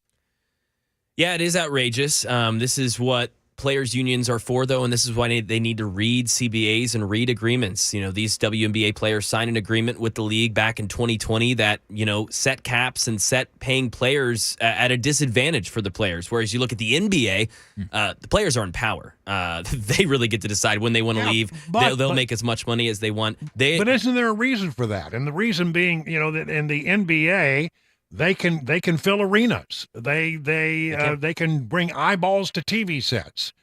People watch that, and by and large, the money that comes to the WNBA is not near that. No. I mean, so isn't this a market sort of driving the thing? Totally a market thing. Caitlin Clark's still vastly underpaid, and that is because of the agreement with the players' union. I agree they shouldn't be paid. Tobias Harris, for instance, an average player, good player, Vol for life, actually, went to the University of Tennessee. He makes $250,000 a day in the NBA. This is an average player. This guy scores 16 points a game. He's fine. He's fine. He's going to sit in the corner in the NBA playoffs, make a couple threes a game. He's going to make more money than I'll ever see in my life. Caitlin Clark should be making more money. Now, you talk about revenue. $200 million is what the WNBA brought in last year. So this is not a bankrupt, league. They are bringing in money now. They have come a long way in the past decade. But for reference, the NBA surpassed $10 billion in revenue. So that's some of what you're saying, Brian. The money just isn't there yet. Now, Caitlin Clark's going to be a big push for that. But, I mean, you mentioned her other money that she'll make off the court. She'll do just fine. State Farm, Nike, I could go on and on. She's got so many endorsements. She will make a good amount of money, but yeah, this is what becoming a league at the beginning is kind of like, starting to get that popularity and get that revenue. Caitlin Clark will. It's really basically a platform for her to make money elsewhere, isn't it? Yeah. No, that's really why basketball is secondary when it comes to her income. Yeah. Oh, 100%. And the WNBA needs to figure out a way to change that because, the big three, I can't remember what rapper runs the big three. It's this 3-on-3 basketball league that he's run for a long time. Ice Cube, I believe it is. Ice Cube, yeah. That's right. And he offered Caitlin Clark a lot more money than she would get in the WNBA to go play in his league. Now, she stayed with the WNBA, and she wants to play real professional basketball, 5-on-5 against other women, which I admire because she did turn down some of that money. But, yeah, they need to keep an eye on that because that is going to keep on happening. Just for reference, the number 1 overall pick, Victor Wembanyama, in last year's WNBA draft. So you got 4-year deal for Caitlin Clark, a little over $338,000, around $84,000 a year. For Victor Wembanyama, the number 1 pick in the NBA last year, 4-year contract, more than $55 million. Wow. That's the difference we've got right now. But again, it's because of the money that the leagues make. Before we get out of here, really quick, Brian, Vancouver Canucks. It is now confirmed the Preds will take on the Canucks in the playoffs. I believe that'll start this weekend. Yes, and Brian, if you're on Super Talk TV, he's repping the hat. I got my Predators hat on. Well, so when's the first game, you say? Saturday? They don't have the schedule out specifically yet, but I know that the playoffs start this Saturday. I know that's weird that they don't have it. I mean, there are still some things in flux, but as far as Predators or Canucks are concerned, that's happening. It's going to happen, just don't know when yet. Don't know when. If it's going to be this weekend, while I'm gone, I'm counting on you guys to play the Catfish song in my absence. Okay. Right? We've got that. Absolutely. I mean, it's a tradition. Of course. All right. Time to take off the sports hat, put on the news hat, because it's time for the news at 5:30 on Super Talk.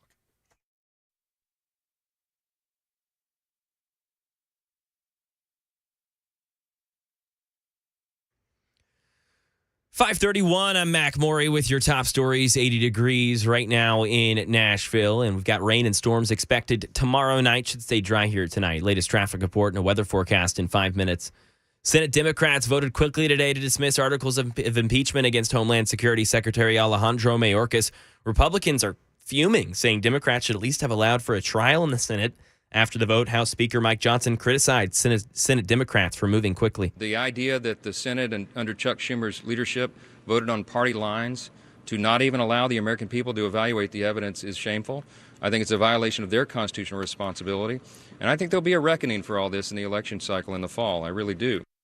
Here in Tennessee with a crime story, Channel 4 reports that an Amazon delivery driver allegedly stabbed a man last night in Madison after they got into a fight. Investigations show that the driver was delivering a package to a recipient that wasn't there, so he couldn't finish the delivery. That's when the man showed up and was upset that the delivery driver was in his space. He allegedly punched the driver in the face. The driver responded by stabbing him. Amazon spokesman Austin So said in a statement the driver no longer delivering packages for Amazon. They are investigating to see if any charges will be placed. And still no word on how Israel will retaliate against Iran after weekend drone attacks. This as tensions are also heating up along Israel's northern border with Iran-backed Hezbollah. Tom Sufi-Burridge with more. Israel saying that it launched strikes in retaliation into southern Lebanon against Hezbollah assets. Now, in the last 6 months, those kind of exchanges have happened on a relatively regular basis. But I think because of the context of that Iranian strike and the pending Israeli response, I mean, it's interesting to watch the situation up on that northern border particularly closely. And that is the latest news. Weather and traffic next. I'm Mac Morey, WTN News. What an absolute mess. Hey, it's Dan Mandison. Look at my closets. Unorganized to say the least. Even my window dormer is a train wreck. Stuff is everywhere. Now, luckily, California Closets is coming to my rescue. My personal design consultant, Vince, stopped by, measured, and is now showing me how to become more space efficient and organized on his 3D CAD system. It is amazing. And soon, my space is going to be organized, and yes, even Bandit approves. California Closets, a local company that can customize the storage in any room of your house. California Closets, what can they do for you? Find them online at californiaclosets.com and reach out for your free in-home consultation.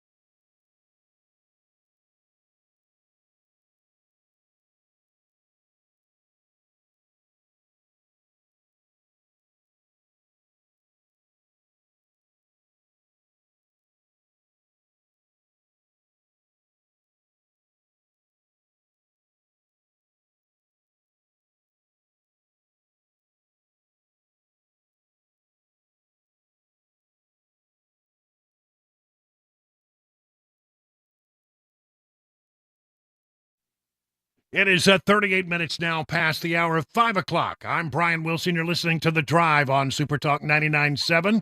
And listen, I know it's a wildly radical thought. We may be reaching the end of times by doing this. I mean, dogs and cats may lay down together when this is all over. I mean, it could happen. But we're going to do a Wednesday edition of Phone Your Farb Friday.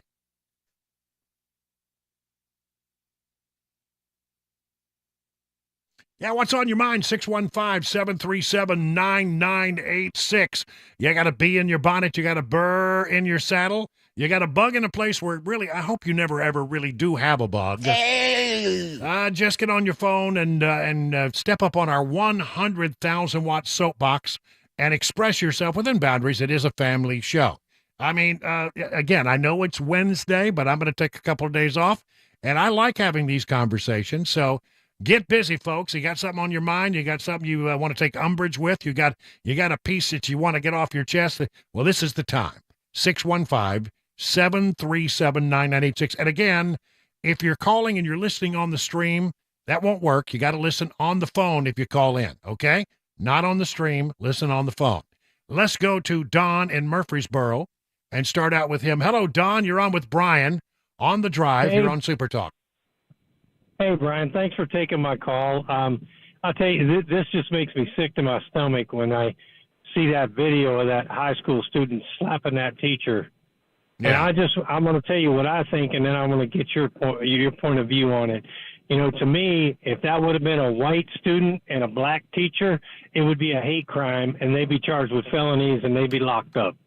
Well, I think that they ought to throw the book at that kid. That was way, way, way out of line. And it's an ugly and it's a hard thing to watch. But it really makes me wonder what's going on in our schools that there's such a lack of discipline that this kind of stuff can happen. And if you haven't seen the video, I warn you, it's hard to watch. But this teacher just gets the crap slapped out of her, and it's not a pretty thing to see. I think we have lost the time when there used to be, some kind of discipline in the schools. And I think that if you have an environment where the kids are allowed to run free without any rules and regulations, and where there isn't a heavy hand of discipline at times when needed, this is what you end up with. Thank you for the call. Appreciate it. Harry in Murfreesboro. Harry, you're on with Brian on The Drive. Harry, what's on your mind today? I think it was Jerry. I'm sorry, Jerry. Please, my apologies. But go ahead. No, that's no problem. So I just wanted to say that as far as, like, vacating the chair, I mean, this has been going on for, like, probably at least since the second Bush, if not longer. Republicans just keep promising. I mean, even you were thinking, oh, they're gonna impeach Biden, and now we're not even doing that. It's just always give us more money. We need this, and we're going to do that. And then when it comes time to it, nothing ever changes. And what happens? The communists keep getting away with everything that they do. That's all I have. I got to tell you, it is a time of despair. I think for conservatives, it really is. I mean, I'm just looking around and saying, dear Lord, why can't we get our act together?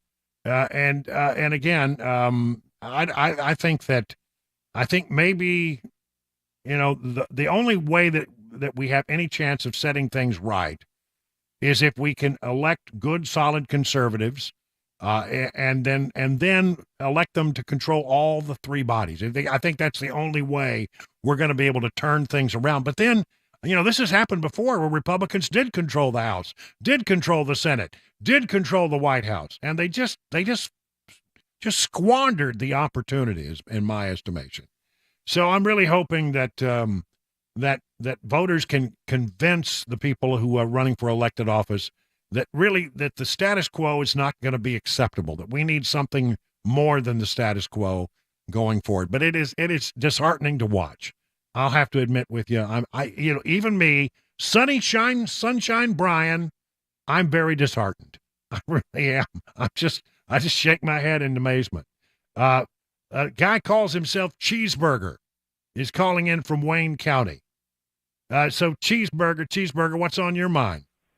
Man, what's on my mind, brother, is this. Remember when during the State of the Union, Joe Biden was talking about Lincoln Rally, not freaking Lincoln Rally, was talking about Lincoln Rally, and then he made that little mumbly thing that said, oh, look at all the people that have been killed by. I think he said legals. And to me, it diminishes. Oh, my goodness gracious, good old my. You know what I mean? The list of things that frustrate me about Joe Biden is as long as my arms, and as you know, I have very long arms. They're really hey, real quick, yeah. as a union member and a white Christian male Republican, which goodness gracious, what a statement to say without looking over my shoulder. The first thing he did, I do pipelines. Imagine that.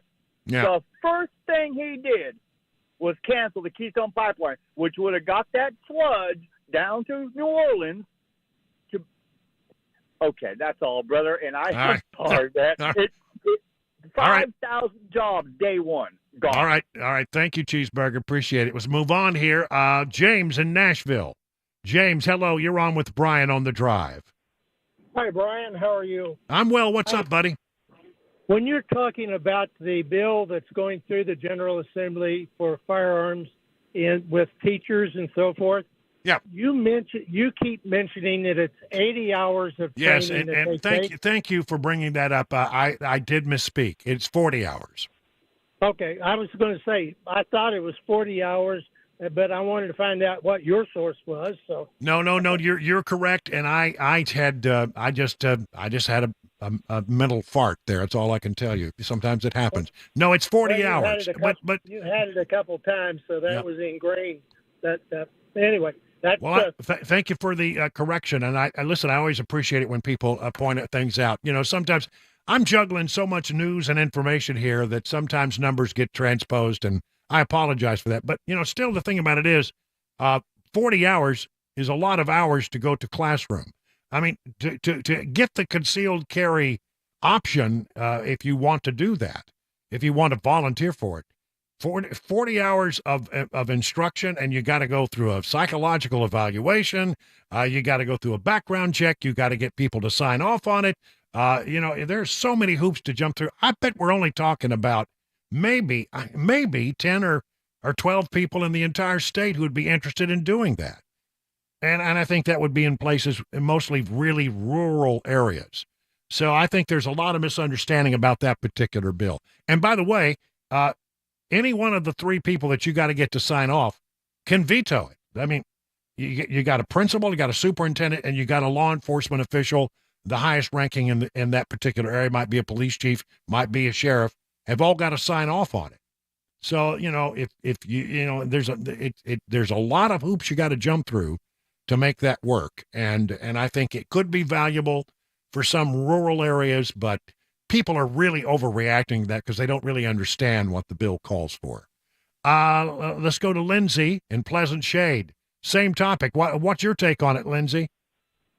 Hey, Brian. I think they should arm all the teachers with non-lethal pellet guns that have taken the training and all that to have a real gun in their desk for an actual shooter scenario. So I want them to take the training, but I also want them to have some sort of non-lethal self-defense. I mean, this kid was just beating on this lady earlier. Yeah, it's hard to watch. Yeah, that's right. I agree with you there. You know, I don't know about the non-lethal stuff. I would say this, that there is a measure, I think Mark Pody was the sponsor of it, that would allow teachers to, in some school systems, to get these little beepers that they wear around their neck. And it's a camera, sort of like a cop camera, that they carry on their body, but it also has a series of buttons that they can push. And depending on the nature of the problem in the classroom, it would alert the principal. If there's an SRO, it would alert the SRO. In some cases, it would also automatically call 911, depending on which button they pushed and how severe the incident was. So if it's just a minor discipline problem, you push one button. If it's a serious problem and you really do need a police officer there quickly, you push another button. I love that idea to sort of back up our teachers, and so that students know You know, if you mess with me, all I got to do is just push this button and people are going to come running. So I like that idea a lot. I think that has a lot of merit to it. Let me see. Let's see if I got time for one more here. How about, hang on. How about, can I go to Max in Springfield? Yeah, hang on a second. He's in the middle now of there we go. Max in Springfield. You're up next on the drive. What do you say, Max? Brian, I was just going to point out, I'm a lawyer and I've been doing this for a long time.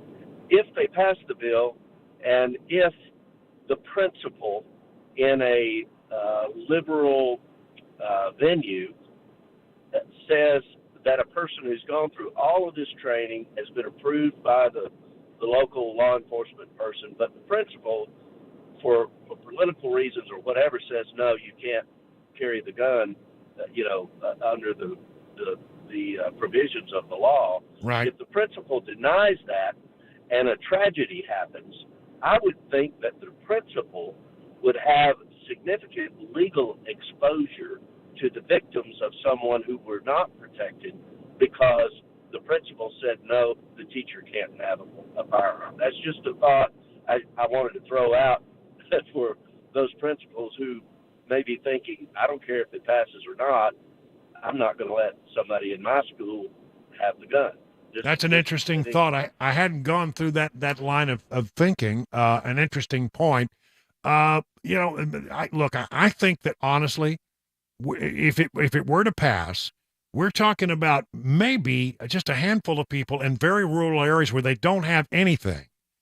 I think that the greater interest here is served by making sure that in an emergency, God forbid that you have a school shooter situation like we had at Covenant School, that there's something that stands in the way between the shooter and the kids, because so much damage is done in the first few moments before police can get there. It happens quick. And we've of all the school shootings we've seen, the damage is done in the first few minutes. And then it just, before the police can possibly respond. So having something on campus, I think that the perfect answer really is an SRO. But if you can't have an SRO, I would love to know that my kid's in a school where there is at least another option that could protect the kids. I think that's the bigger point. Hey, listen, that was a great round. For a Wednesday, we still got like 5 calls I can't even get to. Thank you so much for responding on our Wednesday. It's now 5:51 on Super Talk 99.7.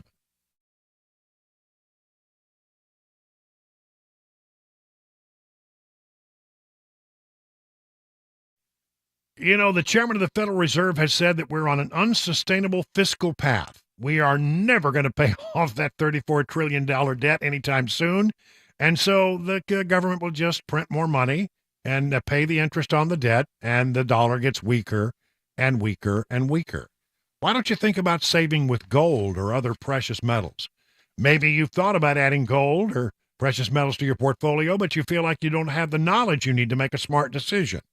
That's the way I felt. But I got the professional guidance I needed at Nashville Gold and Coin. You see, gold and silver can be a safe haven in uncertain economic times. And my friends at Nashville Gold and Coin are standing by to answer all your questions about the precious metals market. This is the way it works. You make an appointment, then you'll sit down one-on-one with my friends at Nashville Gold and Coin. They'll answer your questions and help you make the precious metals investment that is right for you. It is absolutely friendly. You'll learn a lot, and you'll never be subjected to a high-pressure sales pitch. So to set up that one-on-one appointment, just go to NashvilleGoldandCoin.com. That's NashvilleGoldandCoin.com. What an absolute mess. Hey, it's Dan Mandison. Look at my closets. Unorganized to say the least. Even my window dormer is a train wreck. Stuff is everywhere. Now, luckily, California Closets is coming to my rescue. My personal design consultant, Vince, stopped by, measured, and is now showing me how to become more space efficient and organized on his 3D CAD system. It is amazing. And soon, my space is going to be organized, and yes, even Bandit approves. California Closets, a local company that can customize the storage in any room of your house. California Closets, what can they do for you? Find them online at californiaclosets.com and reach out for your free in-home consultation.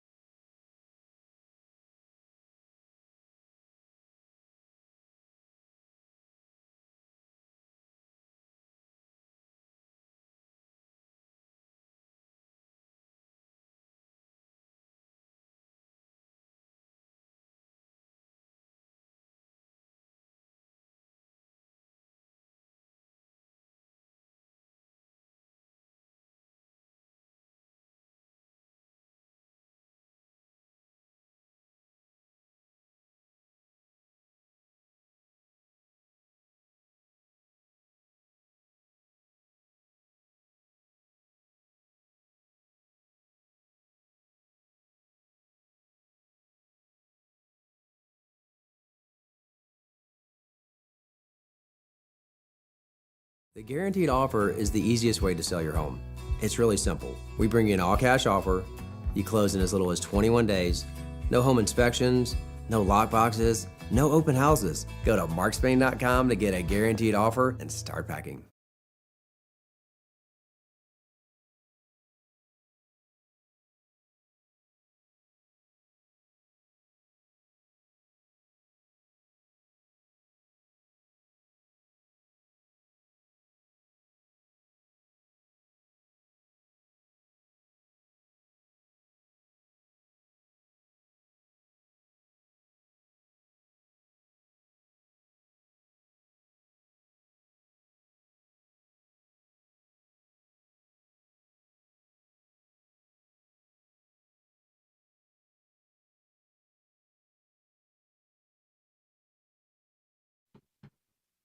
It is 7 minutes now past. I'm making 8 minutes past the hour of 6 o'clock on Super Talk 99.7, the fourth hour of our drive on this Wednesday, April 17th.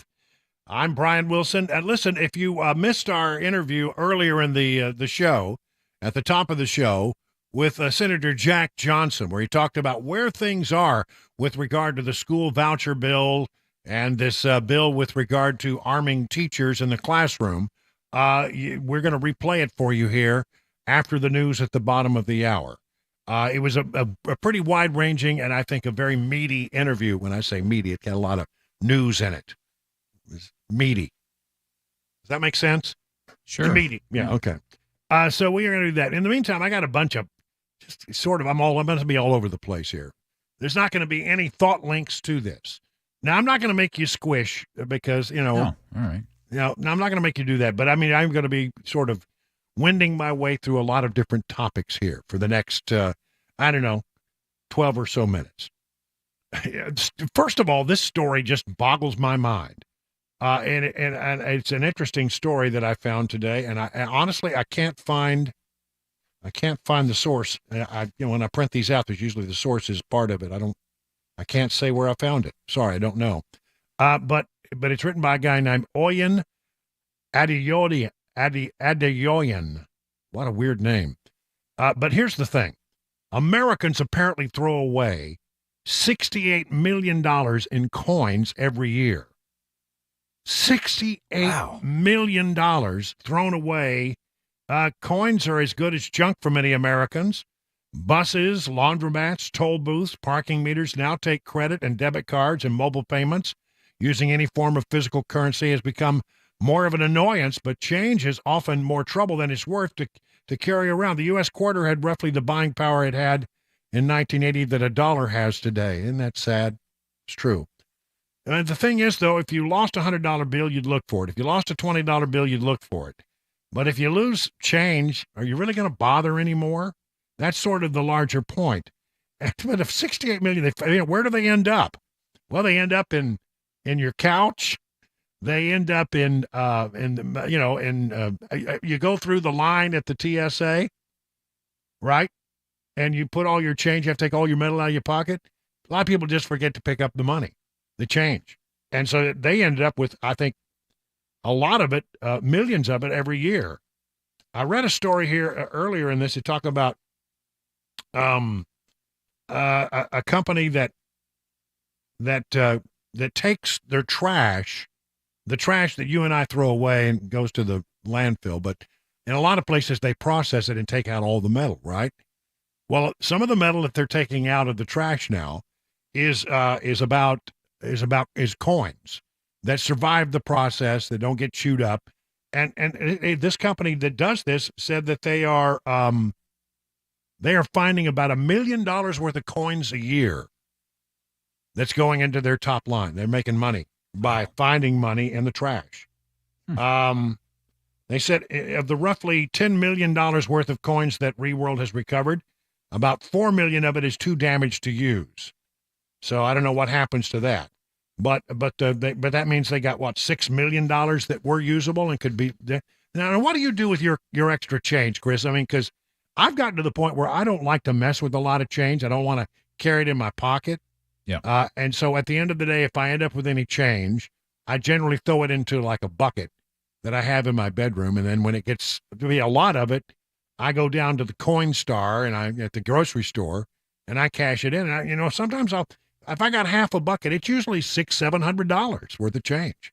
Yeah, we did that. It's been several years ago, but we had a similar situation where we had a lot of coins, and we had several $100s worth. But I very rarely pay with cash anymore these days, so I hardly ever have any change at all. But the change that I do have ends up in this little glass dish that sits on this little entry table in the hallway of the house. And it's overflowing because it's got so many coins in it. Because what are you gonna? Nobody wants a pocket full of quarters and pennies, and Now, I find that there's only one thing that I really need change for anymore, and it's when I want to go to the car wash. Not one of those auto washes, but one where you do it yourself. You got to drop the coins in. Yep. Yeah. There's one of those over in Alexandria, which is just down the road from Watertown. And so when I would need to go over there, so I went into we have in Watertown. I'm not making this up. We got a washateria. Ooh. Right there in Main Street, there's a washateria. What's a washateria? Well, it means they got washing machines and dryers. Oh, and okay. Like a laundromat. It's a laundromat. Yeah, it's a washateria. I don't know. Maybe that's what you call it, the laundromat. I call it a washateria. And you go and you can, and they have a change machine. So you can drop the quarters and get the quarters to run in all of the washing machines and dryers. Yeah. I go in there ever so often with like a $20 bill, and I get $20 worth of quarters, and I keep it in a little container in my truck so that when I go to wash the truck, I've always got quarters, Yeah, that makes sense. But I've seen those kind of car washes, and they take credit cards nowadays. Same thing. Yeah. Well, that not at the one in Alexandria. All right. You're lucky if the vacuum works. But one way or the other, that's what. But the rest of it, I don't. I mean, if I go to a restaurant, and I'm checking out, like I go to the Depot. Sometimes I go to the Depot Cafe here in Watertown, and they hand me like $1 and some change. I just put it in the tip bucket. Yeah. Because I don't want to carry that change. Yeah, exactly. Yeah. Mm-hmm. So, and for them, it adds up. But for me, I'm not worth. Well, anyway, a lot of people say we should do away with the penny. Just do away with it. Yeah, it wouldn't hurt my feelings. Yeah, it wouldn't hurt mine. Anyway, it's interesting. So I can't believe that there's $68 million a year that ends up in various places. Oh, and then there's the story in this story. There's about a couple named Sarah and Justin who finished the building a floor for their home's 230 square foot entryway, and it's made out of 65,507 pennies. Oh, how tedious I'm sure that was. Yeah, took them 2 years to do, or a year to do. More than 20,000 pennies came from jars that Sarah's father and brother-in-law kept in their closet. They bought the rest of the pennies they needed in 2,500 increments through local banks. In addition to the $655 they spent as pennies, they spent $1,195 on supplies such as glue and epoxy. And they glued all these pennies down and then covered it with epoxy. I've seen a countertop before that was made like that, but never a floor. Wow. That's dedication. Yeah, I don't know. Maybe it's time, since so much of it is digital these days. The Coinstar, they process more than $800 billion in coins annually. The Coinstar machines around the country. Wow.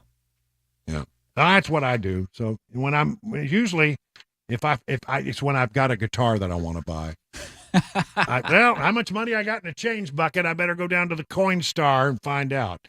I just think that's fascinating how much money is out there, and I wouldn't lose a bit of. People say, "Do you want to go all digital?" I don't really care. I mean, some people say, "Well, you don't want to give up cash." That doesn't bother me really at all. Yeah, as long as the government stays out of it, the banks are left alone. But I'm fine with digital because I don't use cash much. Do you ever go down like to the dollar store and there's somebody in there trying to pay with a bucket of change? Thankfully, no. I've not run into that. Yeah. And there's nothing you can do about it except say, I'll come back another time because I'm not going to sit here and wait on that person to count out their change. Well, anyway, I just think it's very interesting. Again, the pennies. We could do without pennies. Yeah, and aren't they? Don't they cost more to make than they're actually worth?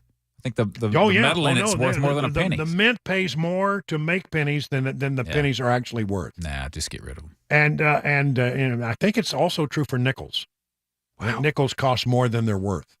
So, we're not making it, they're a representation of wealth. It's all money is. So, I don't know.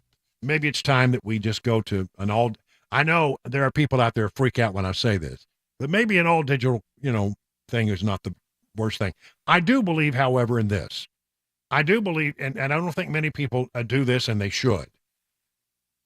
You need to have a little cash stuck back in a safe in your house, underneath your mattress. I don't care where it is, but you need to have some money squirreled away for those times when you run into problems. I mean, for example, you have a major disaster. I mean, one of the things I found is when you go into a town, for example, where there's been a major disaster like a big tornado, is they've got all the electricity turned off, right? So you can't go get money out of the ATM, and the banks can't function because they don't have power. I mean, in a big disaster, they shut down all the power, and it takes a lot of time, days and weeks for it to get back, like with the hurricanes, etc., get it back in order. So what I do is I keep some money around the house so that if I need cash, in an emergency, I've got it, even if the banks can't function or the ATM is down. You really probably don't think through all the things that you need electricity for to function. And when the electricity goes down, and you need money to solve whatever problem you need to solve, if you don't have some stuck back, you're going to have a hard time getting it out of the bank. So I always keep a little bit of money stuck back in the home safe, so that think about that. I think that's a good thing, and most people don't do that. I have a safe built into my truck, which is really mostly for securing weapons when I'm traveling. And it's a digital safe, and I know the code, and you can't get in that sucker without knowing the code. But I put money in there as well, because how many times have you left the house and forgot your wallet? Yeah, I can't say that I have, actually. Oh, I do that all the time. I'm always leaving my wallet behind. Used to happen all the time when I would do the morning show, and I would get down to get my coffee, and I'd realize, oh crap, I left the house without my wallet. But I always have a little money stuck in the safe in the truck. Yeah. I think it's a good thing to do. Squirrel some money away, and then forget it's there until you need it. Yeah. All right, 20 minutes now past the hour of 6 o'clock on Super Talk 99.7.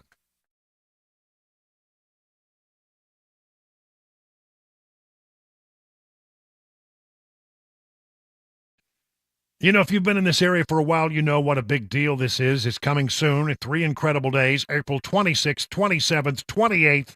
This is the big one, the unbelievable store-wide savings of up to 35% at Genesis Diamonds.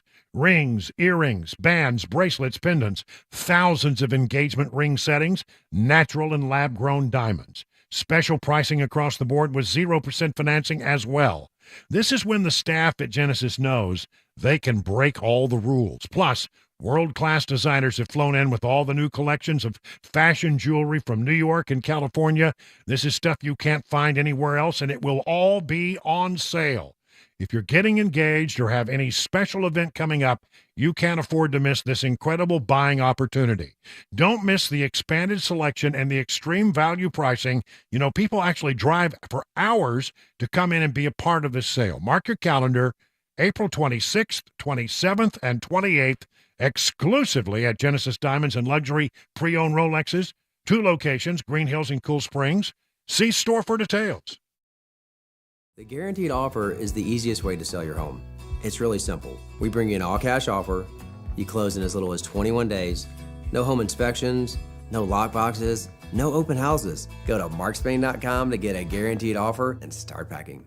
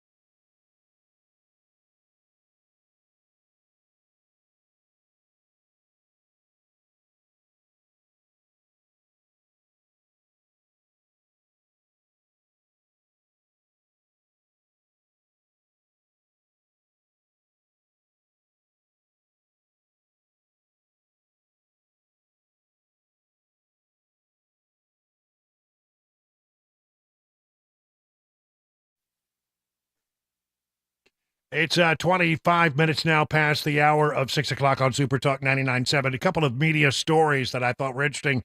This guy, Uri Berliner, we talked about him earlier this week. He was a 25-year veteran at NPR, an award-winning editor and reporter. He recorded on business at NPR. And a while ago, about a week and a half ago, he wrote an essay that got posted online that really critiqued NPR in a huge way, saying that they were slanted in the way they covered certain stories, and that, after many years of being at NPR, and by the way, he's no fan of Donald Trump's at all, but he felt like Donald Trump wasn't being given fair coverage. I talked about the Hunter Biden laptop story and how they bungled that and this, that, and the other, and how they would comment in meetings about, well, we don't want to do that because that would help Donald Trump. And he pointed all this out and said, we've lost our way, and we need to return to a time where we're more objective. That was the whole point of his essay. Well, he didn't get permission to write that essay, and he got put on suspension. We reported yesterday, put on suspension for 5 days without pay because he had not cleared it. And they said, this is your final warning. Well, today he quit. He resigned. Said, I just can't work for this company that doesn't respect what I do, and he's out. So that's an interesting. Wonder what will happen to the guy. But they couldn't even tolerate a little critique from somebody in a place where they have, what is it, something like 85 Republicans in the news. I'm sorry, 85 Democrats in the newsroom and no Republicans, not even one on staff. So I think he made a good point. I'm glad that he did. He has, in my mind, a great deal of integrity of walking away. And he's been 25 years there. I don't know if he's ready to retire or what. Maybe this was his parting shot out the door, but one way or the other, he has resigned, effective today. And then there's this guy, Brian Stelter. Do you remember Brian Stelter? He was a media commentator over on CNN, had a show where he talked about media issues. He was doing an interview, and he says he's very upset because people keep calling him Spud because he's got a very round face, and it sort of looks like a potato. And so a lot of people have taken to calling him Spud. He no longer works at CNN, but he was doing an interview, and he talked about how I guess it hurt his little feelings when people would compare him to potatoes. It's not just about the characters who are in, it's also about the villains that the cinematic universe creates. I like to think that I'm a bit character in that universe. I once had a potato mailed to me. It came in a FedEx box. It was an actual potato. And I showed it to my kids. And of course, my kids are young. They have no idea why someone's mailing me a potato. It's because that within the Fox universe, I used to be called Humpty Dumpty. And from there became Brian's a potato. And so when I get random tweets from people calling me Spud, I know that, as you just said, they're in that in group. It is their way of communicating to each other that they are in on the, I guess in this case it's a joke, but it's also an insult, Yeah. It's an insult. See, the problem and the reason he's no longer at CNN is that he wasn't an exceptional tater. He wasn't even a good tater. He was just a commentator.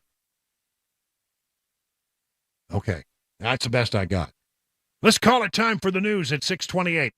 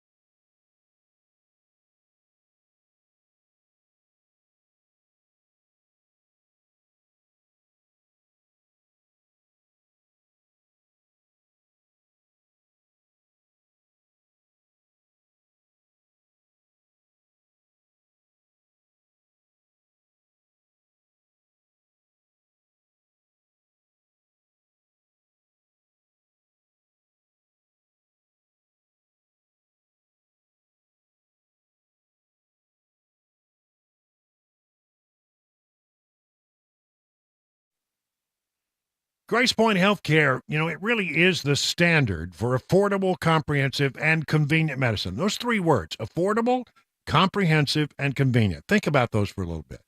How? Well, as a direct pay provider, your health care is delivered without the red tape of an insurer's guideline. And smart care plans make it even more affordable. They start at $69 a month, and you get free office visits and basic labs for the entire year. Think about that. Free office visits and basic labs for the entire year, $69 a month.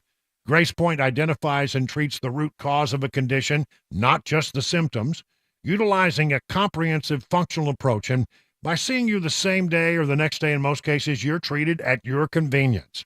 Grace Point Healthcare, affordable, comprehensive, and convenient medicine delivered the old-fashioned way. They are located on Main Street in Franklin, 615-599-6868. That's 599-6868 to set up an appointment. What an absolute mess. Hey, it's Dan Mandison. Look at my closets. Unorganized to say the least. Even my window dormer is a train wreck. Stuff is everywhere. Now, luckily, California Closets is coming to my rescue. My personal design consultant, Vince, stopped by, measured, and is now showing me how to become more space efficient and organized on his 3D CAD system. It is amazing. And soon, my space is going to be organized, and yes, even Bandit approves. California Closets, a local company that can customize the storage in any room of your house. California Closets, what can they do for you? Find them online at californiaclosets.com and reach out for your free in-home consultation.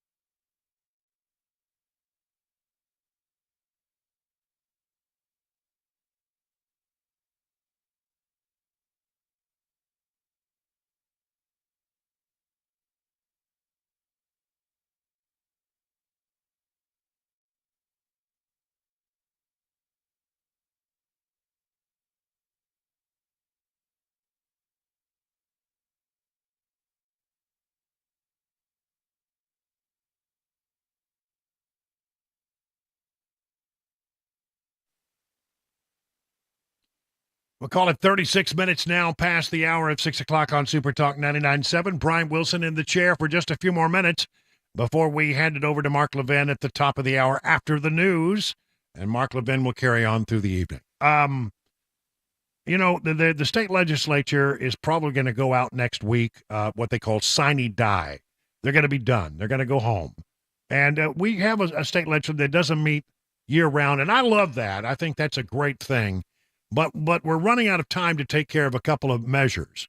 And one of them was the governor's most important, sort of the thing that he cared more about than anything else.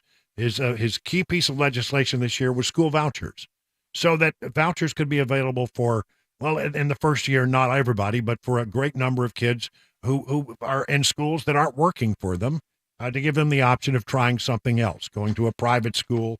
They could use that money. The money would follow them. It doesn't mean that they're taking money away from classrooms, public schools, because they're not. But this measure is stuck between the Senate and the House and I don't know how long it's going to take for them to work that all out.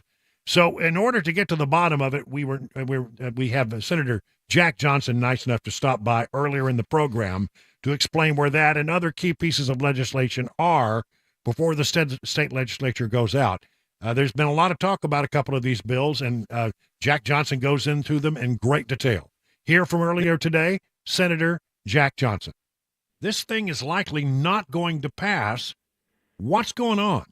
So you're right. The governor brought forward a very important piece of legislation for this session of the General Assembly. As you know, the number of states around us, Alabama recently passed a universal school choice bill. Arkansas passed one. I think we're up to 8 or 9, maybe 10 states, and then several others that are considering it this year. And it's certainly something we want to get done in Tennessee, and we will get it done. I'm still hopeful that we might get something across the finish line here in the next few days. But we don't meet year round, and I'm grateful for that. Our General Assembly, we meet 2 or 3 months out, about 3.5 months out of the year, and then we go home. So there's the date out there where we will go home for the year, but we will get this done. The governor's committed to getting it done, and I'm hopeful we can get it done in the next few days. What the governor introduced was a very simple, straightforward school choice bill creating 20,000 education freedom scholarships that would benefit 20,000 kids whose parents believe they would be better off in a different kind of educational setting, funded at just over $7,000 apiece, funded in the budget. And that's basically what we passed through our Education Committee on the Senate side, a couple of minor modifications to the bill. The House, on the other hand, chose to load the bill up with some other education-related things that have nothing to do with choice, but other education-related matters, and that's where we've been negotiating with them, and I'm hopeful we can get it done, but the clock is ticking. Well, okay, so when is it, do you think that the legislature, the General Assembly, will go sine die? Next week. It's hard to give you a we're really down day, to the last hours here, right? We are, but let me be clear, Brian, that the most important bill we pass is the state budget, and in fact, it's the only bill by Constitution we have to pass every year. So it's a balanced state budget, and that budget bill has passed out of committee on both sides. Both the House and Senate will pass that bill tomorrow morning on our respective floors and our respective chambers. And this scholarship program is fully funded in that budget, so the dollars are there for it. It's just a matter of ironing out the details between the House and Senate versions of the bill, and that's easier said than done because we are a bicameral legislature, and right. that's good, and we have to come to agreement. Well, I've seen a few stories out there that said that if you can't come to an agreement, you're going to just let the matter die. Is that accurate? Well, if we don't get something done by the time we do adjourn, and you're right, and we do say sine die in Tennessee as well, and what that means is we are concluding the 113th General Assembly. Every General Assembly is 2 years, two sessions, and so we are adjourning this General Assembly. But I'm hopeful we can get it done in the next few days. But if not, I can promise you that it'll be one of the first bills filed in January. The governor's committed to getting that done, and I'm committed to getting it done, as are a majority of the members of the General Assembly, and this is enormously popular with the people of Tennessee, so we owe it to them to get it done. Well, yes, it is, and that's why it's so frustrating to see this thing get bogged down. So what is it that the House is doing that the Senate doesn't like? Well, I think there were about 20 different items that had nothing to do with school choice that the House included in their version of the bill that came out of their Education Committee, having to do with teacher accountability, teacher evaluation, student accountability and testing that is involved, the fourth grade retention issue, which are third grade and fourth grade retention issue, which is an issue we've been talking about, a number of other things, and many of which, by the way, in our discussions between the Senate and House, the Senate agreed to, but there were some that we felt like should not be included in a school choice bill. They should be brought as a standalone bill. Let's pass a bill that creates universal school choice, that empowers parents to pick the best education alternative for their kids. Let's do that. Let's get that done. And if you want to talk about these other things, we certainly can, but it should be in a different bill. Yeah. All right. So give me a percentage. Well, I'm the eternal optimist. It's hard to give you a percent. Well, let me be very clear. We have the votes in the Senate. We have the votes. We're in our Finance Committee now. We have the votes there. But that's not the question. I mean, I'm sure that the House has the votes for their measure, and the Senate has the vote for their measure. The real matter is, you come to a compromise? Can you pass a piece of legislation that both bodies can accept? So every minute that goes by, it gets a little bit more difficult because we are going to be adjourning soon. But I'm still going to put it at 50-50 that we can get something done. But again, full disclosure, I'm always the eternal optimist whenever it comes to passing good public policy for the state of Tennessee. If these stories out there that say the chances of it passing are grim, would you say that those folks are being a little too gloomy? Well, I've been too busy. I haven't read any of those, Brian, but I wouldn't say it's gloomy or grim, and there's just a very strong commitment to get it done. And hopefully we can in the next few days, and if not, though, we will certainly be back at it in January. All right, so let's talk about another piece of legislation that's out there. I support it. I think it's a good idea, but there have been a lot of people who've been very concerned about this. Let's just talk about it a little bit. It's the measure that would allow teachers to go through you got to jump through about 10 hoops to get there. But if you go through 80 hours of training and you get a psychological evaluation and you get an enhanced carry permit, you could be allowed in some circumstances to carry a concealed weapon inside the school. Now, seems like this is a great outcome for schools that don't have SROs, and I know there are a number of them. This has been quite controversial.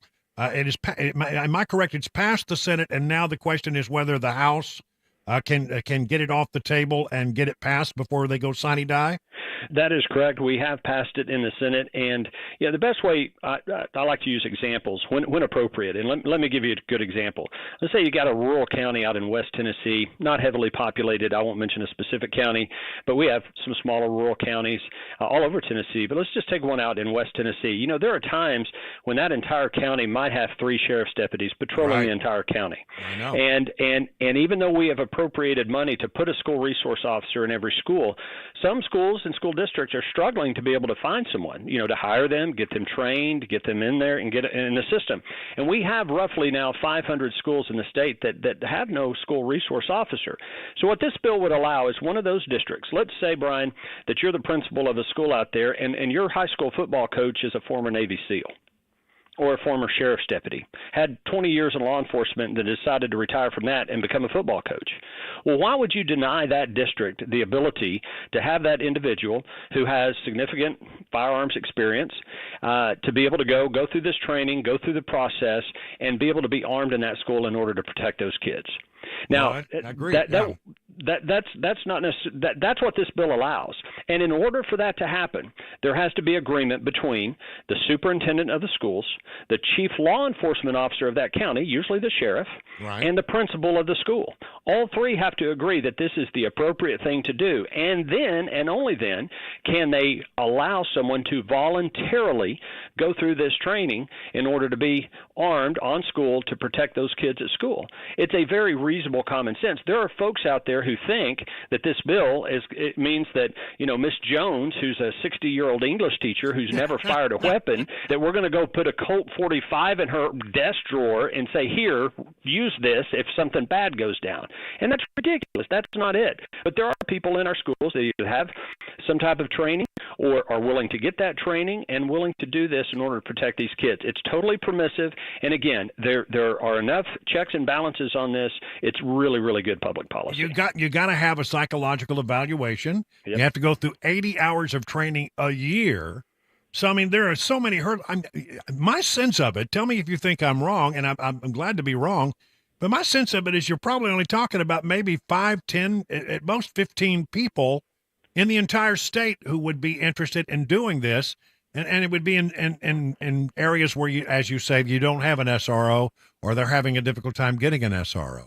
Exactly. And I think your numbers are probably spot on. And let me mention one other thing.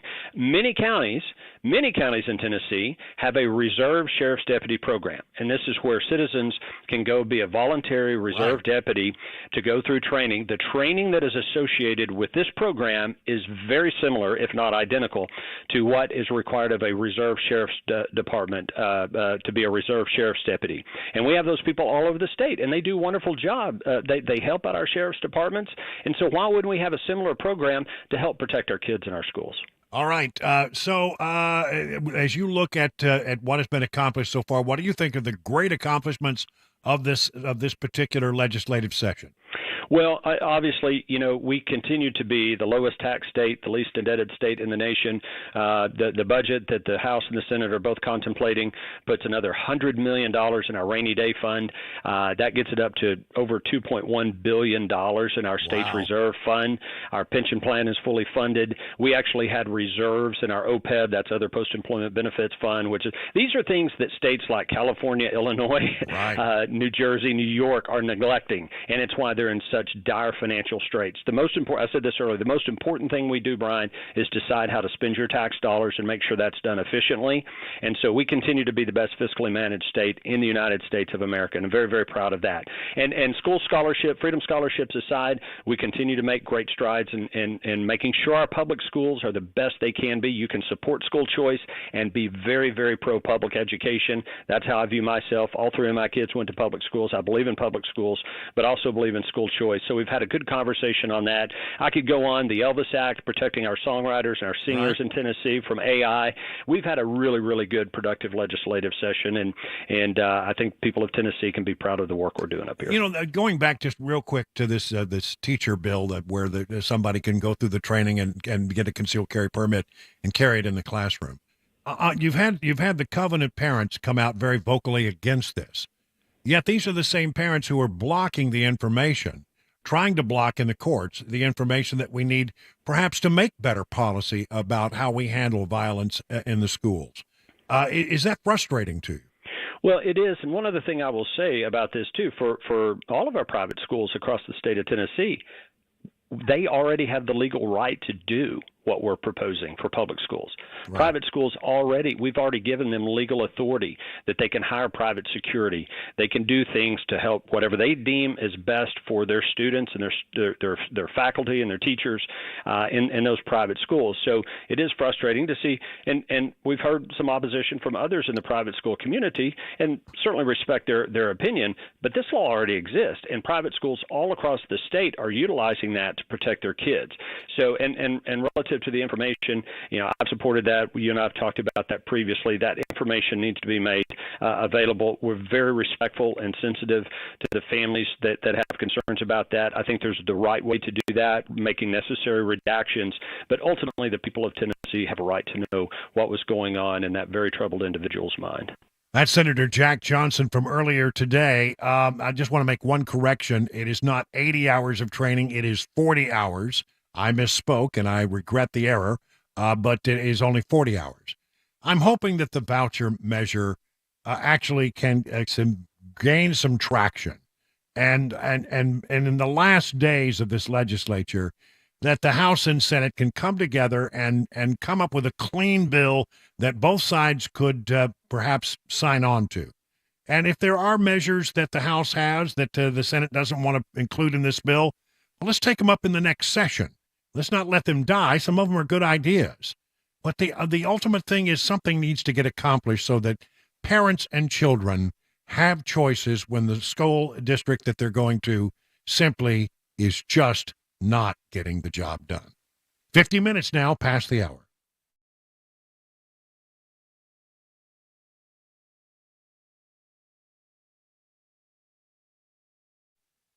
Spring season is upon us. Now is the time to start thinking about your outdoor lawn equipment, and DT McCall's is helping with their spring Cub Cadet mower sale. It's happening right now through the 20th at the Lafayette location, and it will pick up on the 26th of April and go through May 4th at the Cookeville location. You should know DT McCall & Sons is ranked as one of the top Cub Cadet dealers in the United States. You can find Cub Cadet riding mowers that have 42, 50, 60, 72-inch decks for those large areas, as well as Cub Cadet walk-behind mowers for smaller lots. I got to tell you, I have a Cub Cadet zero-turn mower, and it is an amazing piece of equipment. It is solidly built. It actually makes mowing fun. It's one of my favorite things to do, and I got mine at DT McCall's. When you purchase a Cub Cadet mower from DT McCall's, you get access to their in-house service department. Nearly impossible to find mower service anywhere else like this. So with a large selection of Cub Cadet mowers, free delivery, and an in-house service department, it's an easy choice. Remember, it's happening right now in Lafayette. We'll pick up on the 26th of April in the Cookeville location. Learn more at dtmccalls.com. What an absolute mess. Hey, it's Dan Mandison. Look at my closets. Unorganized to say the least. Even my window dormer is a train wreck. Stuff is everywhere. Now, luckily, California Closets is coming to my rescue. My personal design consultant, Vince, stopped by, measured, and is now showing me how to become more space efficient and organized on his 3D CAD system. It is amazing. And soon, my space is going to be organized, and yes, even Bandit approves. California Closets, a local company that can customize the storage in any room of your house. California Closets, what can they do for you? Find them online at californiaclosets.com and reach out for your free in-home consultation.